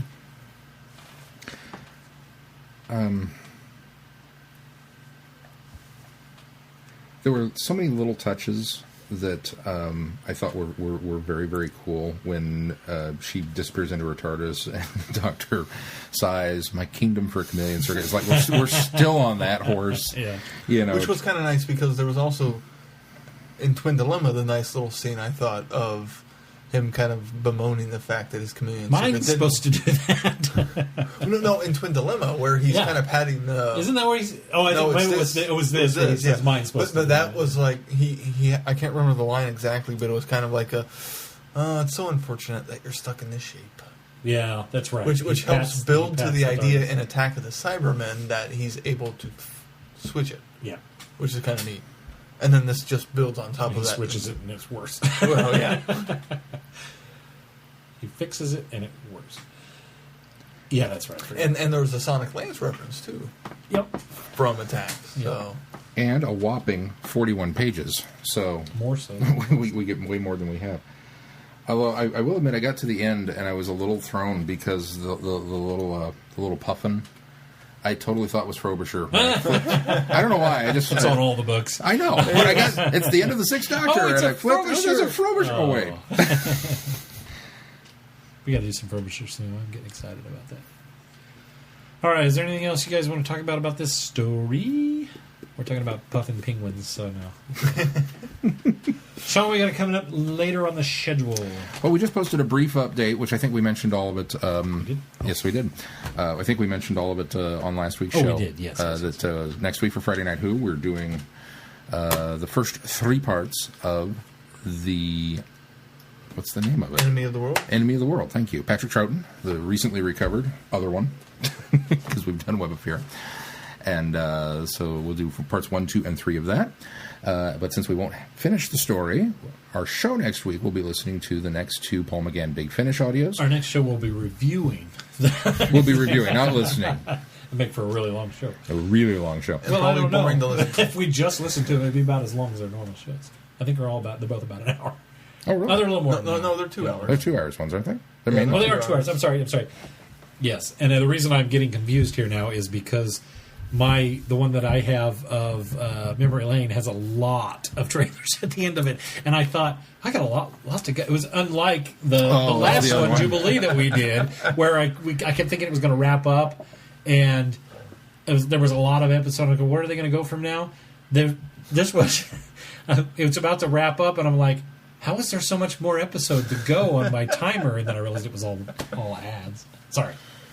So yes, we will be reviewing those 2 episodes. I don't remember the episode numbers off the top of that, but they're both mainline, and it's what was the Something Inside. Something Inside. We just did Something Borrowed, so it's confusing. Something Inside and Memory Lane. Memory Lane for that, and then the following week we will finish up with Enemy of the World parts 4 through 6 for Friday Night Who, and then we will spend a whole episode talking about the wondrous nature of that recovery and how good the episode is or how bad the episode is, because I still haven't watched it. Enemy of the World. Enemy of the World.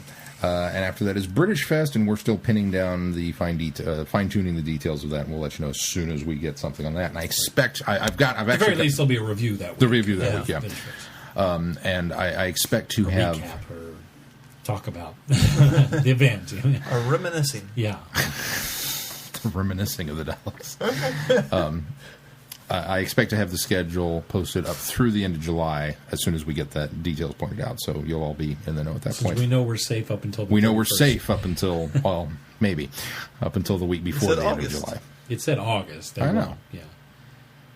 I know. But but depending on when in August, depends on where I set my next. I don't want to do a 2-parter and wind up a week behind. No, that makes sense. That makes sense. Okay. I know I'm safe up till the week before the end of July. Yes. Right.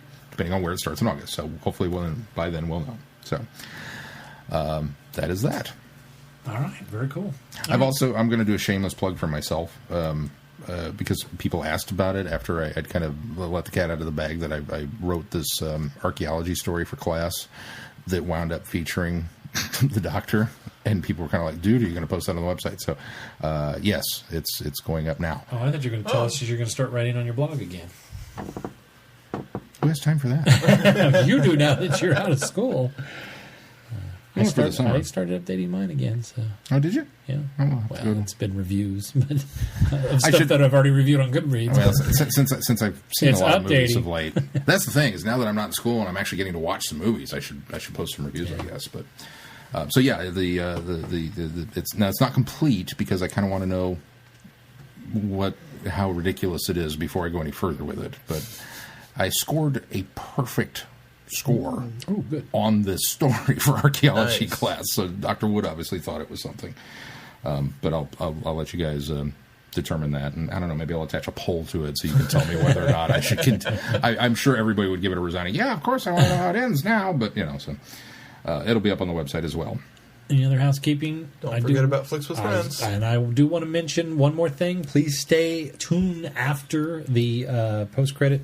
I keep calling credits. We don't really do credits, but after the closing song, the closing theme, and the legal disclaimer, which will be it's too late to use tragedy now.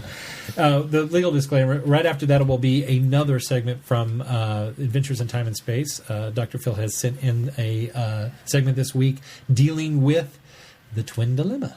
So be sure to stick around and listen to that. If that's going to do it... And we thank Dr. Phil as always. Thank you very much. If that's going to do it for this week, until next week, I'm Glenn. I'm Sean. I'm Keith. Cheers. Good night, everybody. Be seeing you. have been listening to Traveling the Vortex. Doctor Who and all of its associated programs are owned and trademarked by the BBC. No infringement is intended or implied. Well, Peri, what do you think? It's terrible. Oh, never mind about the clothes. They're easily changed. What about me? I meant you. Sorry, afraid I don't understand. Well, neither do I. I mean, people don't change like that. I mean, physically, just in a flash. I'm not people, Peri. I happen to be me. But why? Natural metamorphosis. Form of rebirth. I call it a renewal. And this time, positive triumph. I can sense it in every fibre of my being. Have you the faintest idea what you look like? My outward appearance is of no importance whatsoever. Well, it is to me. I have to live with it. Here, look at yourself. No. Very well, if you insist. What do you see? A noble brow. Clear gaze. At least it will be, given a few hours' sleep. A firm mouth. A face beaming with a vast intelligence. A dear child, what on earth are you complaining about? It's the most extraordinary improvement. On what? My last incarnation. I was never happy with that one. Why ever not? It had a sort of feckless charm, which simply wasn't me. What absolute rubbish. You were almost young. I really liked you, and you were sweet. Sweet? Effete? Sweet? Sweet? Sweet? That says it all. Oh, but this has been a timely change. Change? What change? There is no change. No rhyme. No time. No place for space. Nothing. Nothing but the grinding engines of the universe. The crushing boredom of eternity. Dr. Phil again with another installment of Adventures in Time, Space, and Music. In this segment, we'll be looking at the music of Malcolm Clarke, studying his work on Doctor Who serial 6S, Story 136, The Twin Dilemma, a four-part story which originally aired between the 22nd of March and the 30th of March 1984 on BBC One. Malcolm Clarke, born in 1943 and having passed away in 2003, was a member of the BBC Radiophonic Workshop from 1969 to 1994. Clarke's rather controversial opinion, upon his arrival at the workshop, was that radiophonic music should be, in his words, fine art, a view not necessarily shared by his fellow composers and special sound designers. Outside of his work on Doctor Who, his most acclaimed work was the 1976 radio piece August 4th, 2026, based on a short story by Ray Bradbury.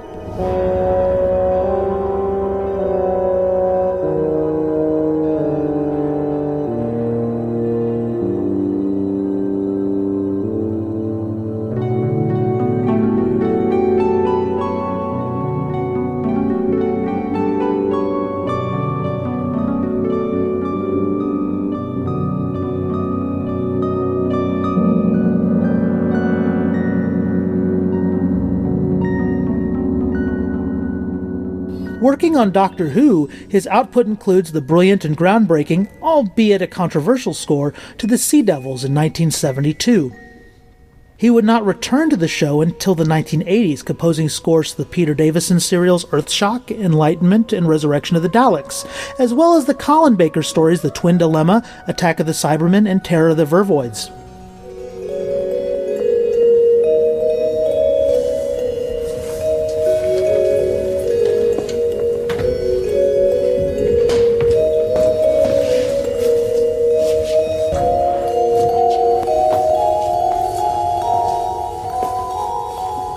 Opening with some of the most pleasant and ambiguous musical textures composed by Malcolm Clarke, his score to The Twin Dilemma is as creative, timbrally speaking, as the Sea Devils, but is tempered and less taking center stage as the Sea Devils or even Earthshock scores do, probably due to the often brooding deep sounds and loud clarinet synthesizer sounds he employs here.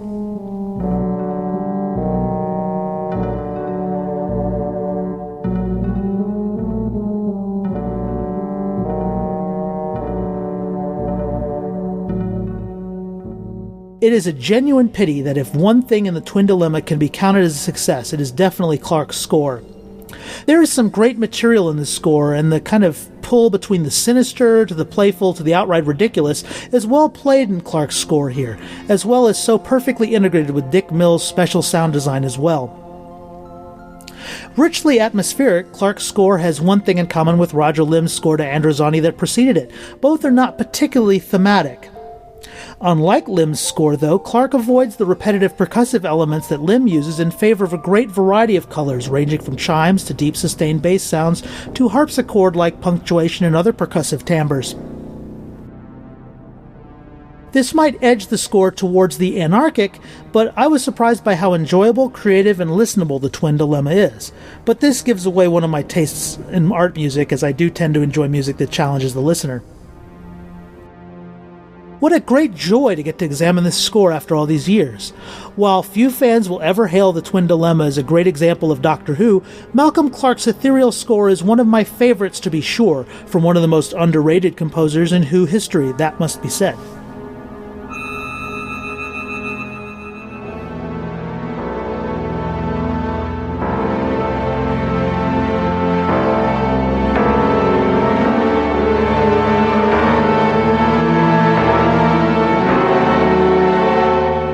You may not believe this, but I have fully stabilized. Then I suggest you take a crash course in manners. You seem to forget, Peri. I'm not only from another culture, but another planet. I am, in your terms, an alien. I am therefore bound to have different values and customs. Your former self was polite enough. At such a cost. I was on the verge of becoming neurotic. We all have to repress our feelings from time to time. I suggest you get back into the habit. And I would suggest, Peri, that you wait a little before criticizing my new persona. You may well find it isn't quite as disagreeable as you think. Well, I hope so. Whatever else happens, I am the Doctor. Whether you like it or not.